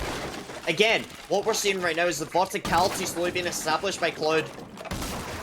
This is partly the reason why a lot of people just haven't really been feeling this map lately. So she's able to take down one, there's laser off the board. Looking for the second one, however, Cloud is going to stay alive for now. The main wall will get opened up. B-bomb has been exposed a little bit. Midnight couldn't quite connect the shots onto the player behind that box. Luna will be able to rotate back, so she picks up another 2v5 situation here, Grace. This isn't looking the best for Six Nation. It's not. I think we might go to the third map, Fraser, to be honest. Well, it's all going to depend on Strop right now. So we're looking at 2-5 scoreline. Is going to be able to pick up another kill to her tally. A double kill so far in this map. 3 defenders left to find here. Looking at Emmy, Susu, and Swaggy. So verticality is going to be working out in the favour of the defenders for now. Strop's going to have to push on in. Audible Q going through from the Malusi Banshee. Emmy will shut them down. I wouldn't be surprised if we go to the third map. Do you know what? It's really interesting, actually, because obviously I do feel Coachella struggled a little bit on Cafe, which I would consider more of a pivotal kind of map you want to have in your pocket. It's interesting that this is their map pick, and they're obviously doing very, very, very well on it. Especially, you know, the last, I'd say like four or so rounds. They've kind of just gone 0 to 100 with it, and it's working really, really well for them. My main concern then is if we do go to this third map, which to be honest, it really is looking like we will, is how they will then show up on that third map, which is Oregon, I believe. So again, another map that all teams should very much have in their pocket. And I'm wondering whether it's just that this is an insane map for this is an insane map for Coachella, or whether it's just that this is a map that Six perhaps struggle on. Although again, like the way that their defensive setup was at the start, it was so strong looking, and then it kind of just got pulled apart very quickly by like the fourth or fifth round. So I would be curious to see, going forward, how much Chalet we see of Coachella. And what kind of trend we start to see there, really. 10 seconds left Yeah. before insertion. And I mean, this is match point now for Coachella. 5 Six seconds to Nation, go. they're going to have to get 4 rounds in a row to pull this to an overtime. Attackers are moving to defuse a bomb. Now, it is doable, but right now we're looking at this as being a potential third map, which would be Oregon. So assuming we get to that stage, what would you like to see coming out from both of these two teams, at least in this round, to push to that third map? Ooh. It's a tough question, I know. Yeah, I mean, I love the aggression that we're seeing, really, from both sides. And it's kind of, it started with Six, with Moi Moi, just kind of being a little bit outrageous at parts. And then, yeah, Coachella just suddenly decided to kind of play them at their own game. So if that's anything to go by, perhaps we'll see a very, very aggressive Oregon. At the same time, because it is the third map and it's everything to win for, perhaps we'll see both teams behave themselves a little bit. Ooh. Midnight is going to take down Luna as the opening kill here. Luna so far has been very influential here. Could potentially go for a C4 underneath, however. They might just wait and see if they can get a couple more. Right here is Swaggy underneath on that cardiac scanner. Still going to be looking up into office for now. It's going to be gathering some of that information to pass to the team. Needs to be a little bit more careful about where they're playing here, because potentially could get picked off whilst they've got that cardiac scanner active. Yeah, it's very difficult to see the lines of sight that the attackers may be getting when you're using the cardiac sensor, so curious that a C4 hasn't been pulled yet, but again, it probably is just being utilized for intel. It's just, again, very risky biscuits. Ooh, lovely. Another kill going down for Kaylee onto Cloudberry. Just got to equalise things up a little bit. Replace C4. Kaylee is going to be getting shot at from inside a fireplace right there. Could potentially go in for that B-bomb plant. There is no major forms of plant denial except for the C4s. The strobe's going to be sticking a plant right now inside a dining. Midnight will be covering here, but we're not quite aware of the positioning of the player. That's carrier drop. Swaggy shuts them down. Will we get taken out in return? But that's carrier dropped. That's going to slow things down. And it's going to give the momentum back to Coachella just a little bit more. As Midnight, the last player standing right now for the side of Six Nation HQ. We're looking at that third map, Oregon. It all depends on how Midnight chooses to play the next 20 seconds. So every single player is not gonna matter. Emmy shuts them down. Coachella with a 9th round win. That's gonna be a good half. We're going to that third map of Oregon. And Grace, what can we expect for that? I mean, honestly, at this point, I have no idea. I wasn't expecting that to go the way it did at all. 7-2 is a significant score. That really is a strong map for Coachella. I really can't emphasize that enough. It would be really interesting to see how those bans go in future against Coachella. Will people be trying to ban out, Chalet? Is that a map that people are going to completely avoid with them? Ultimately, though, things like that, it does determine how the third map goes. I love the fact that the aggression we previously saw from 6 was then taken against them, and it worked out really well for Coachella. So again, I reckon, Oregon, will it be super aggressive, or will both teams play super passive? Because then the pressure's really on to win that final map. Yeah, I mean, I think what it really kind of comes down to is the individual performances of each team. The very first map we did see was, I believe, a 7-3 scoreline on Cafe Dostevsky in favour of Six Nation HQ. Second map comes in, and it was, well, what was that, 7-2 scoreline? Yeah, 7-2. Oof. In favour of Coachella right there. Third map, I'm looking at this to see whether or not it's going to be in favour of either team, or whether it is going to go down to the wire. That's it, isn't it? Like, again, both these teams have had really strong performances on both of these maps, but they were both of their map picks, so I am expecting that. The fact that this is a decider, that's an interesting one. That's very much an interesting one, but it is a decider that both these teams should be very well rehearsed on, because it is one of the first maps that each roster should be learning, in my opinion, when they do, get a solid roster together. So, again, expecting some good old-fashioned standard siege. If we do see aggression, I would not be surprised. But if we don't, I also wouldn't be surprised, because both these teams want to win right now. Yeah.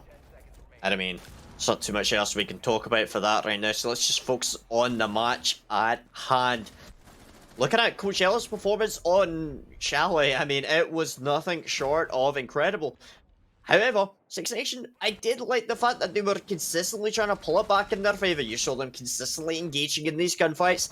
And it's unfortunately didn't quite see this map going quite as close as the actual rounds were from what we saw. Yeah, 100% agree. This is an interesting thing, actually, when I was seeing it. I did see a few awkward smoke placements from the attackers at part. So again, I think maybe the attack utility needs to be worked on a little bit better by 6 there. But for the most part, I just think Coachella were just absolutely showing up on that map. So it is what it is, really. And again, I can't believe we're going to map 3. Payday 1.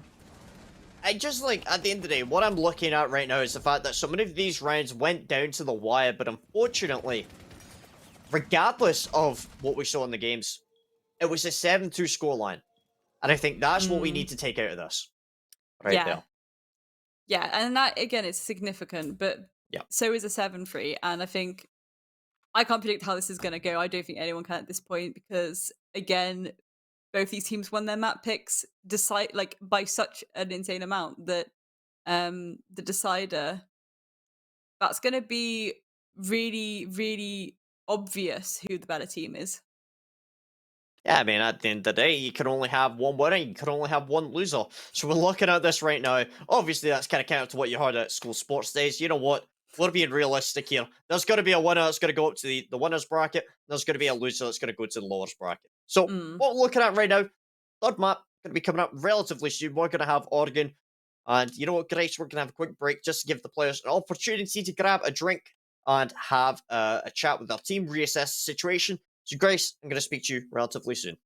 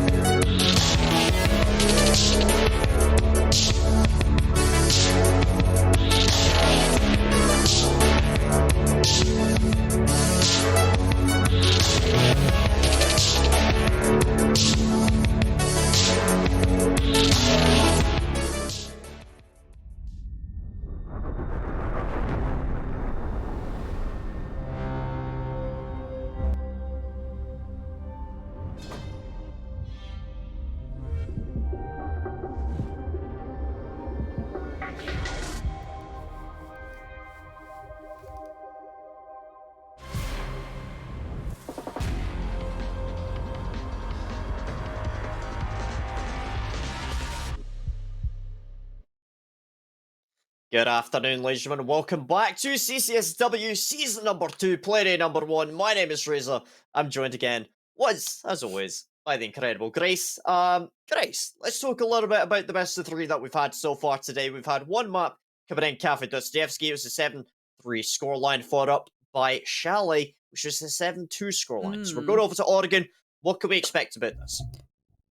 To be honest, again, like I really don't have any expectation going into this. I will Yeah. say that again, we've seen both teams suddenly warm up to this very aggressive style of play, which again, if they've got to that point, I would expect it to continue. However, because it is a best of 3 and this is the first game for both these teams, I really do think they want to win it. So perhaps we will see people play a little bit more passively just to be on the safe side. So Thatcher being banned out to the surprise of, well, No. absolutely nobody. As we're looking at it right now, Thatcher so far has been the only mainstay ban for every single match so far today. And that's probably going to continue throughout the season. But I'm more interested about the second ban to go on down for the attackers. I'd probably expecting maybe another hard breach operator, Maverick, Ace being 2 solid examples of that. And there goes. Maverick gone. Yeah. And that's not too much of a bad thing either. Yeah. You can go vertically to get rid of those counter hard breach utility that will be put anywhere. It makes basement a little bit tricky, but then there we go. There's the Kaid being taken off the board as well. So it's only bandit charges and mute jammers you have to deal with really to get rid of anything denying that wall from being open. So again, because the verticality is coming through, you will expect the roam presence downstairs or upstairs, mostly downstairs actually, to deal with the fact that you are going to see this verticality come through to get those walls open. Goyo being banned out last there, an operator that we did see both teams bringing out at times, but specifically Six Nation HQ were one of the teams that we did see bringing that out quite substantially there. So, nice little kind of target ban. Also in the fact that, well, with these Goyo Vulcan shields, it can be very powerful and fairly oppressive if placed in strategic positions. So, looking over towards the laundry supply room, being the first bomb site to be brought out. Swaggy presenting the mirror. We'll see whether or not that will stick or whether they will swap over to another operator. Habana is a very good counter to that mirror. Makes a lot of sense that that's going to get brought out. Also, just in general, for the flexibility and the versatility that you get with those X-Kairos, you are able to, select the amount of pellets you're going to put down on something. You only need to have 4 Habana X-Kairos to open up a reinforced hatch. So, a lot of opportunities here for that operator. Yeah, for sure. I'm wondering if Luna's going to be holding the elbow. It looks like, that's not going to get reinforced by Emmy, so I am assuming that Luna's going to make a rotation there, put the shield up, and then use those toxic babes to get rid of anyone trying to push into the blue area from those double doors. I think Six are very aware of the fact that this setup is happening, as they do have a drone there as well. I think anyone's quite caught onto the drone being there yet. But there we go, there is the shield. 1 ADS thus far, and presumably a second one will be there as well. Relatively standard setup, and this is what is interesting. It's a standard setup. There's a lot of safe operators being brought to the table by the defense here, but also the mirror, which I really do love the sweatiness involved of that, because again, they do decide to push from that frontal laundry area. That's going to be nasty.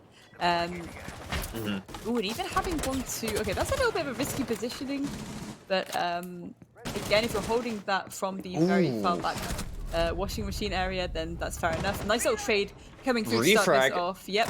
Look at that. So is going to take down Midnight, but Lisa is going to trade that immediately back. So again, both these teams going into this looking very safe, I'd say. Yeah, I mean, looking at it right now, it's fairly clear that there's a setup coming down from Coach ELA, that they've got the mirror windows placed up, specifically. Interesting. 3 hatches left, or 3 reinforcements left, so they could have potentially reinforced that hatch, but presumably they just didn't have time to. Okay. Fair enough. Yeah, what we're looking at right now is the fact that with the shield setup and also the mirror window setup, applying pressure in for a freezer laundry take, but you've also got players in the backside for bar or blue and bunker. You're expecting that, well, okay, they're a bit flexible with regards to expecting either a a standard bunker take, but also this freezer take right here. Oh, Lovely grenade to take down Swaggy. Second one to try and confirm that one out. Swaggy is going to be able to pull back into the corner. Luna potentially could try and pick them back up if they maybe, you know, try and pick them up. It's probably a good idea. There they go. It's a nice nade, good principle. Unfortunately, the practicality of it, it didn't quite confirm the kill. Attackers have located a bomb. no, it did, but I think fair play to Six for using so much utility to clear out whatever setup was there around the laundry area so they can start pushing safely to make some freeze. Where you see Emmy. X-Kairos getting used on that. Emmy needs to clear this. Oh, Emmy! Lisa gets the double kill there. That cubby position no longer tenable to hold. That's going to allow Shrub to basically push on in here relatively uncontested. Kayla takes down one. The plant's going on through. Kayla needs to clear it up, but the crossfire is being held. A strong attack coming down from Six Nations. Strong arming themselves into that position.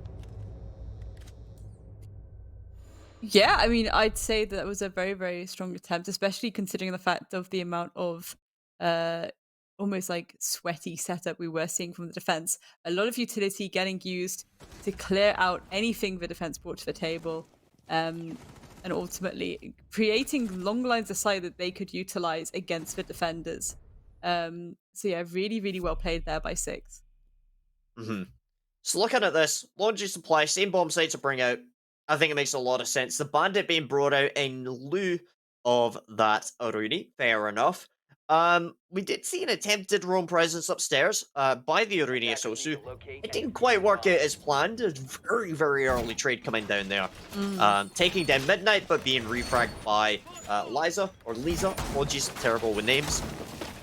By Lisa. It didn't quite work out. I think right now what I really kind of liked about the Six Nation HQ attack there was a recognition, okay, we're going to go for that that freezer launcher take. We're just going to neglect the blue bunker area. And they focus primarily on pushing these two positions in unison. And it really worked out in their favor. Seconds to go. Yeah, certainly. And I do like the fact that Six decided to do a bit of a clear to begin with as well. They really didn't want to take their chances going into this, being caught off guard again, perhaps by, you know, something. At this point, people are going to get a little bit ratty with it. You do expect it. You do love to see it. But, you know, thus far, I wouldn't say there's been that many ratty plays. But again, perhaps this is because no one's had the opportunity to yet. I do want to see the rat plays come out, though.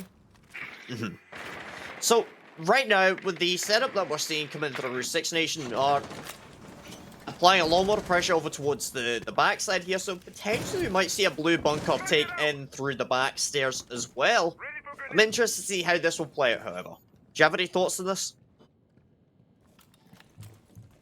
Not immediately. I will say there's Okay. a lot of map control being like handed over almost. So they can kind of set up however they want. They've got the freedom to set up how they want right now.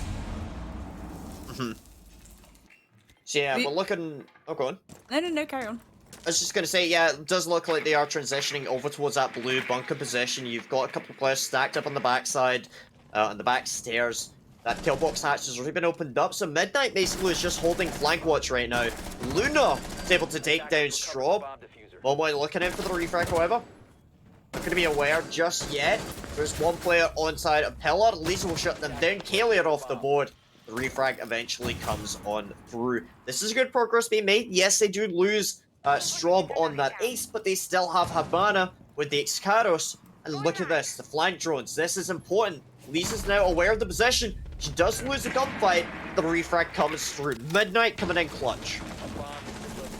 Yeah, 100%. And again, 3v3 situation.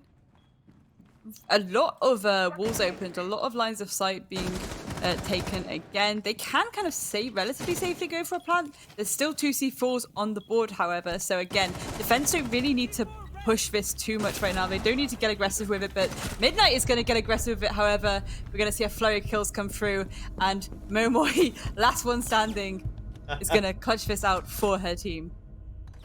Yeah, and what we're seeing right there is just the teamwork making the dream work. I know that's cheesy, I'm a caster, I can't help it. So, looking at this right now, I do like the way that Six Nation are working together.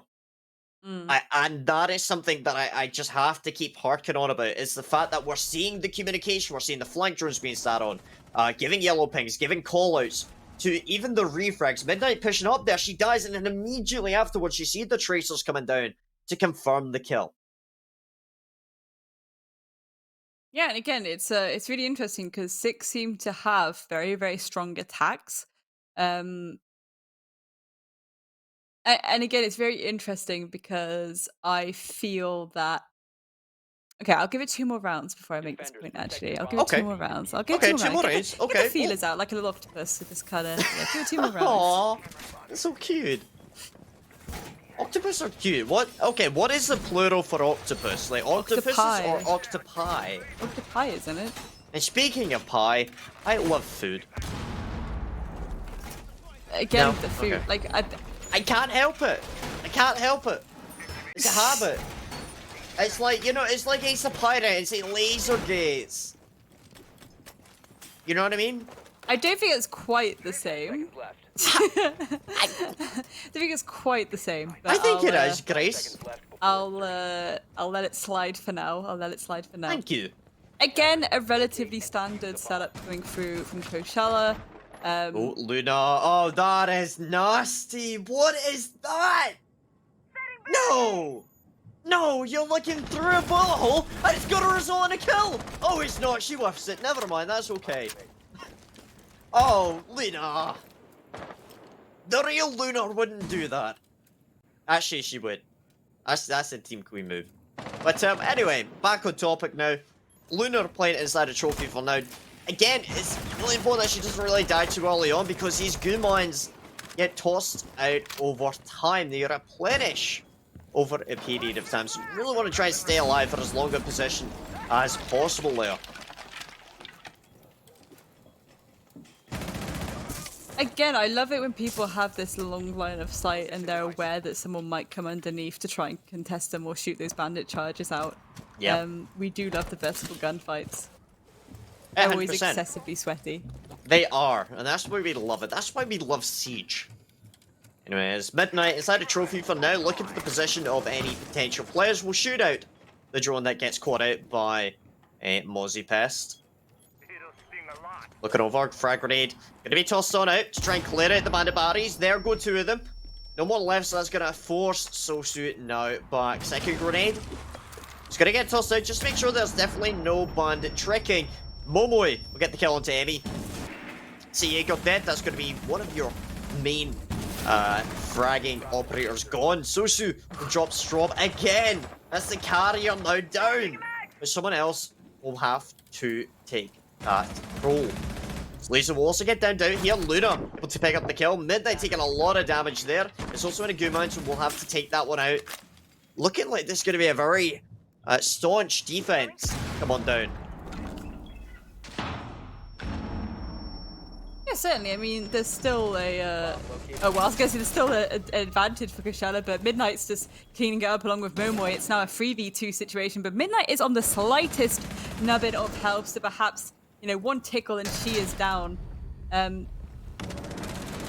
Momoy, however, going to retaliate, taking down Luna. Swaggy's going to retaliate, taking down Midnight.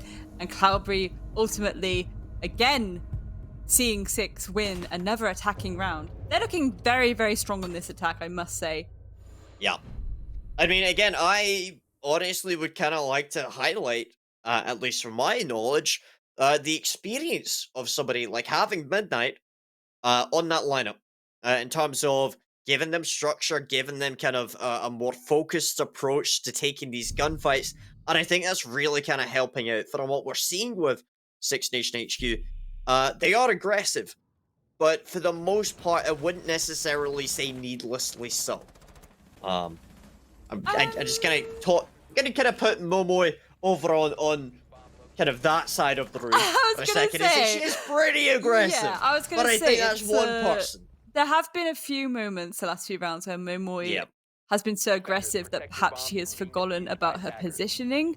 She's been so kill hungry that she's been actually putting herself into positioning where Coachella definitely could have taken advantage of it. But, you know, ultimately they didn't. So I think yeah, Momoy, she's getting these kills, she's getting that lunch, but she really needs to start being a little bit more careful with it because not every team is going to allow that to happen. Yeah. Looking at this right now, round number 4 coming into this, we're seeing Kaylee bringing out the Valk. Yet again, it's an operator that I absolutely adore, and for good reason. The information game that you can gain from these Valkyrie cameras in conjunction with other operators, such as Malusi with the Banshees, it can be very powerful. The Six Nation thus far, 3 rounds going up on Oregon. Again, I'm not too surprised by this. I think that they are, generally speaking, a little bit stronger on attack. And I think that comes in part due to the fact that they're able to exert a lot more pressure as an attacker. Kind of controlling controlling the pace just a little bit more. I'm a big fan of that. Yeah, certainly. And I'm a very big fan of Swaggy down here in the basement, like a little gremlin, ready to come up and flank on the ladies of Six Nation. So I'm curious to see what kind of damage she's able to cause, as obviously those drones are going nowhere near the basement right now. They are only focusing on clearing armory and things like that. So perhaps we are going to see Swaggy do some significant work right now. Yeah. I mean, seeing Swaggy playing on these main laundry staircase right now, Lisa doesn't look like they're aware of the positioning just yet. It's going to push across here. Oh, that is brutal right now. Lisa shuts down Swaggy, wasn't aware of the positioning of either player, and it ultimately came down to, well, who's holding the angle for now? Yeah, certainly. And this is interesting, actually. I think Lisa might be going to rotate to go to the double window, and that's going to apply a little bit of extra pressure as well. Again, though, I'm not sure. Okay, yeah, they are reacting. Coachella are actually reacting to the fact that Six are choosing to push from this southeastern point right now. So, again, I think both teams really, they have a good chance of winning this out still. It's no, significant disadvantage to anyone right now. And, utilities getting used on both sides. I think I'm not sure if we saw a bit of utility get replaced. Momoy, however, Cheeky2K getting the grenade kill and following it up with a nice shot to Sosu's face. We are now seeing a 5v2 situation, Fraser. Yeah, I mean, still opportunities arising here, but Hemi, last player standing now. Gonna get a couple of shots down on target. Collapse comes on 3, Lisa shuts it down, a flawless round for Six Nation. And again, the confidence that we're seeing coming down here, I think, speaks to at least what I would expect is experience playing on this map.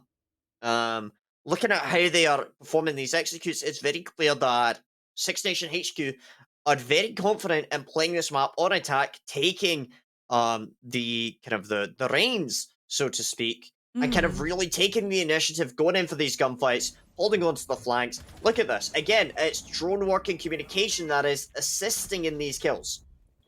Oh yeah, 100%. And again, they just seem so comfortable. It's kind of reminiscent of how Cafe was for them at this point. But yes, at the same time, then that almost indicates that Chalet is actually a very bad map for them, and certainly, their attack perhaps needs a little bit of work on there. But I am now curious to see, 2 more rounds left on their defense. What adaptations are we going to see come through from Kushala right now?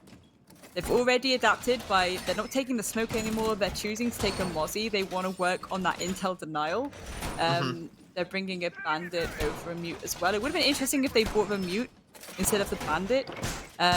Again, for that intel denial, I think that's where they think that they're suffering really right now. So it's interesting to see the Mozzie, but the bandit stay.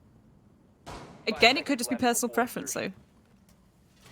Yeah, I mean, again, not bringing out the mirror. I think they're recognizing there are some weaknesses in their attack, or their defense, I should say, and they're willing to adjust what they're doing on the fly. As you mentioned with the Mozzie, I think it makes a lot of sense that they're recognizing the value of drone work this side of Six Nation, and I think this Mozzie, potentially in conjunction with a mute, might be the way to go in the future. Yeah, 100%. Lots of C4s on the table still for that plant denial, even if you're not taking the smokes anymore. And I was going to say, even if you're not holding elbow in the same way. I'm curious to see why Six haven't taken advantage of the fact that, Blue's basically free now. Mm-hmm. But they're still choosing to go for this frontal push, which, fair enough. That is indeed fair enough. Oh, lovely shot on to Luna from Cloudberry. Should be able to open up that main laundry hatch with the sledge. Again, we've got 2 reinforcements on the board. I'm going to ask this question now. Why are they not reinforcing that laundry hatch? They're not using that reinforcement anywhere else. Is it because they can't spare a player to go do it? Is it because they are forgetting it? I'm interested to know the reasoning behind this. Yeah, it is a curiosity to me as well. But Yeah. kind of. I'm sure they have a reason for it. I'm just curious to know why that would be. As Six Nation HQ looking towards stacking up, again, we are seeing them go for a similar style of attack as they did in the first one. That is to be a laundry freezer take. The reason for this being it allows them to essentially pincer in towards laundry from both directions here. Cloudberry is going to be able to open up towards that main cubby position here that Swaggy's playing in. It's going to be cut off from behind here. Momoy takes down 2 players. Swaggy heavy before being shut down by Sosu. The collapse comes on in. Kaylee is the last player standing now in a 1vx yet again. Shrub's going in for the plan. Kaylee's going to be rotating across towards that main hallway. Attackers are active. Waiting for a potential kill here. Needs to start this off. 40 seconds. It's going to get taken down by Straub. Getting the plant down. And the last kill. Solid performance coming down from Straub. Yeah, certainly. Again, though, it's really interesting how Momoy was just able to waltz into sight and be turbo aggressive, get some kills, but then her positioning was her downfall. Again, yes, it works, but also your positioning, surroundings, very stressful to watch. Very stressful. I think Momoy's gonna make me age early, I think, at this point. But yeah, 5 rounds in a row, 5 dubs in a row. Six are absolutely on fire right now, and on their attack as well. The last attacking round for them, and if they win that out, they only have to win 1 round on defense. Again, still relatively defender-sided meta. It's not looking great for Kushala right now. So, I have a question. Right now, this is the last round on attack for Six Nation. What can they do differently here to ensure that they get to that 6-0? I mean, so far, whatever they're doing is working, and they're going for these just very slow. I wouldn't say slow and steady wins the base, because at some point Momoy does just run in and kill everyone, but they're going initially into a good standard clear and push. So I think they just need to keep doing that. What I would say from Kushala is perhaps a little smarter roam, maybe a duo roam close by to each other for a little bit of the trade situation. That would work well. It's a very tricky one to say, really. Very tricky one to say. But again, Six just aren't pushing from that kind of laundry blue area. So perhaps, more utility use towards the laundry area at the same time. It's a tricky one. I think at this point, maybe as well, Kushala are slightly tilted. Well, as I say, they're slightly tilted. Luna is going to start this off with a pick onto Midnight. So opening this up with a little bit of a positive for them. Yeah, I mean, Midnight off the board, she has been a very influential player thus far. Looking at the side of Coach Ella, Lunar takes a little bit of damage doing so, but you know what? I think the main thing that matters here is that they have gotten that opening kill, and they're now looking towards just hunkering down, just holding and wasting as much time as possible. Certainly. I mean, looking at the utility that Coach Eller have, not only do you have the alibi with the Prismas, you've got the Wamai and also Jaeger for ADSs, you've got the Bandit batteries to provide some wall denial. Swaggy with the Leash and Goomines, I think that's a very powerful combo, and hopefully it's going to go a nice little way towards trying to slow down the aggression that we've thus far been seeing coming down from this freezer and laundry take from Six Nation HQ. I mean, even then, I'm just so surprised that no one was holding Freezer to contest it, but there we go. Kalela is going to shut down Momoy from pillars, edging ever closer to putting themselves at a significant advantage against 6 right now. They could be about to get their first round in on defense, but again, it may be too little too late. Yeah, and I mean, I think we're just going to have to wait and see how this will happen. As Strobe is going to be looking at applying some pressure in through here. Lisa on the drone. Again, we're seeing the information game really working out for the side of Six Nation. Coach ELA, I've tried to deny it in the past, but for now, speaking about denial, you need to deny the entry onto this bomb site. Skyberry will get the first kill onto Sosu. Open things up. Swaggy will get down here. So, looks like they are going to be trying to make an entry here, Brace. I mean, a little bit of the Luna's going to have something to say about it by cleaning up Lisa and Strobe respectively. It's all left down to Claude Brain now. So yeah, again, I do think this is Kushella's first defensive round in the bag, and there we have it. Kallela shutting down Claude. Round number 6 going to Kushella, but again, Fraser, is it too little too late? They really have to, you know, pull it back now. They have to win 5 rounds in a row to even get it to overtime. I mean, looking at this right now, 5-1 scoreline, it is a little bit weighted towards Six Nation. However, Coachella, it's their opportunity to start attacking here. So let's kind of see maybe what they're going to be bringing into this equation to maybe equal things up a little bit. As you mentioned, Dick, trying to make it a little bit more even Stevens. Yeah, 100%. I mean, okay, looking at this lineup already, we're seeing a bit of Jackal action come through, which again is going to be very beneficial at hunting down any roamers that they might be. Again, I did say I wanted ratty players, and that may shut it down. So a little bit like sad face about that, but we're seeing the Ayana come through again. But you know, if the last map is anything to go by, it was a little bit. We've seen some awkward Ayana plays this evening, haven't we? So I don't know how beneficial that's going to be. Otherwise, you know, relatively good standard setup. And again, I am expecting a very strong defensive setup here from the Six Nation ladies. So if I was Kushella right now, I'd really be focusing on working out what we're dealing with and what utility we have to deal with that. Yeah. So looking at Cloudberry bringing out the arena, I think it's a very powerful operator. Not only do you have that nice look at a bionic arm to open up sections of the wall, you've got the P10 Roni, if you want to bring that one out.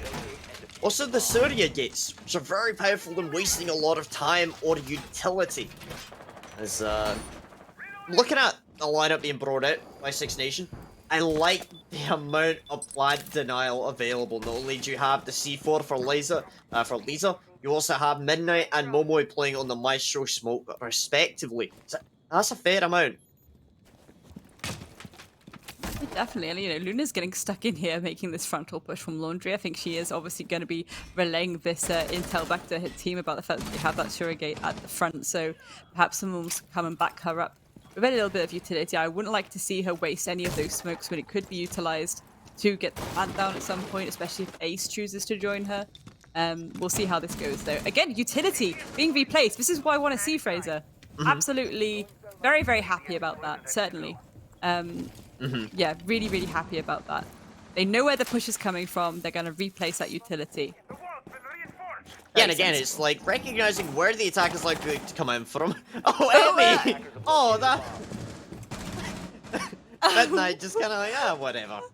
Not gonna hunt that one down. Lisa going out on the prowl from now. Flank watch. I'm hoping this is something that has been recognized here. Sosu. We'll find out. Okay. Unfortunate there. Lisa's gonna take down Sosu. See, Ace dead. Flank watch not quite up to scratch there, or at least it was a bit of a an unfortunate situation that was occurring there. Emmy choosing not to shoot out that default camera just yet. Gonna try and bait out the Maestro. Doesn't look like the Maestro's too aware of that positioning here. It's Midnight playing with the plasma pink on the Alder. Love that. It's very nice. One thing that slightly concerned me just now is the fact that Isosu with Diffuser was pushing, or at least kept by herself, very in nice. that meeting area. Luna with the cheeky 2k there, you know, cleaning up some of 6. Lisa, however, retaliating by picking her off there. C4 is going to come out. Doesn't quite land, though. Emmy is aware that these players are just around the corner and presumably behind that shield as well. So she's really minding her P's and Q's there. She gets one of them, taking down Lisa. She's going to look for the other one. Can she get the second? No, she can't. She gets downed and ultimately finished off by Straw. It's all left down to Swaggy now, Fraser. Yeah, I mean, looking at that, I had no time to even start with the play-by-play right there. Six Nations is going to take her down. Looking at that, the Toxic Babe canisters being tossed out. The SMG-11 clean things up. And overall, a superb round on the defense for the side of Six Nation. You kind of mentioned it a little bit there. We saw the utility kind of being rotated across as it became apparent that we were going to be seeing that Freezer Laundry take coming on through. The Clash being brought out by Lisa. Honestly, fair enough. Makes a lot of sense. You can see that being very powerful inside of areas such as Trophy. But for now, let's get a little bit more back on topic here. Double kill going down for Luna before finally being shut down late down the line. There was a drone actually there. We can see it in the corner, just behind Emmy right there. Wasn't being watched. Potentially was facing the wall. So maybe could have saved the life of Luna if it was being watched. I am just, again, I'm slightly concerned by the ISO Su being, she's a very capable gunner, but realistically you've got your, your hard breach and your presumably person who's going to plant just left by themselves to fend for themselves. That was a little bit of a yikes for me. I think they need to work out what push they're going for and be a bit more clear about it. And I think they need to really make sure that there's constantly, no one's left by themselves. There's always someone there for the refrag. It's a buddy system. A buddy, I like that. Yeah, it is, it's a buddy system. Making sure you've always got a buddy there for backup. Yeah. Yeah. Yeah, that makes sense. A buddy, buddy system. Buddy system. Oh, it's so cute, isn't it? I like that, I like that. You know what I'd love to see next, like next week, or the next time we're casting this? Both, I want to see the entire team using, the same weapon skin, or, the same charm or something. That'd be really cute. Right? You just got, that buddy, that cohesion from all of the players. That would be cutie. That would be cute. But regardless, we're going to continue on here. Swaggy pushing up towards that big window for now. We can see how they want to try and attack onto here for now. Default cameras have mostly been shot out here. All of the reinforcements have been placed there. Again, the UI right now is absolutely superb for showing the amount of utility that both the attackers and the defenders have. As you can see in the top of the screen, Lisa is going to take down Luna. That's massive. With the Ash dead, it's going to limit some of the aggression that we might have previously seen from Coachella. It's really going to limit them in terms of the amount of fronts that they might be able to open up here. Yeah, certainly, getting the opening pick can really swing things into your favor. And again, this is match point, so 6. If they win this, they've won this best of 3, and they will be going into, following that upper bracket, and Coachella will be going into the lower bracket. So, yeah, very, very, very, very filled with pressure right now. If you're on the side of Coachella, I think Emmy is aware of this player at the bottom of the white stairs. Swaggy is going to take down Claude. Emmy is going to take down Lisa, evening this up in their favor, however. So regardless of that opening pick, well, as I say, Midnight is going to trade that back. A really, really good work there. 3v3 situation, Fraser. Yeah, I mean, I'm looking at this right now. Kaylee holding on towards that main attic position right now. Swaggy outside of the big window. Momo is going to take down Sosu, so that is massive right now. But Grace, you start this one. Let's finish this one out here. Six Nation, round number 8. They're going to win that one out. That was intense. That really was. And again, it's so upsetting, really, because a 7-1 loss if you're on the side of, Coachella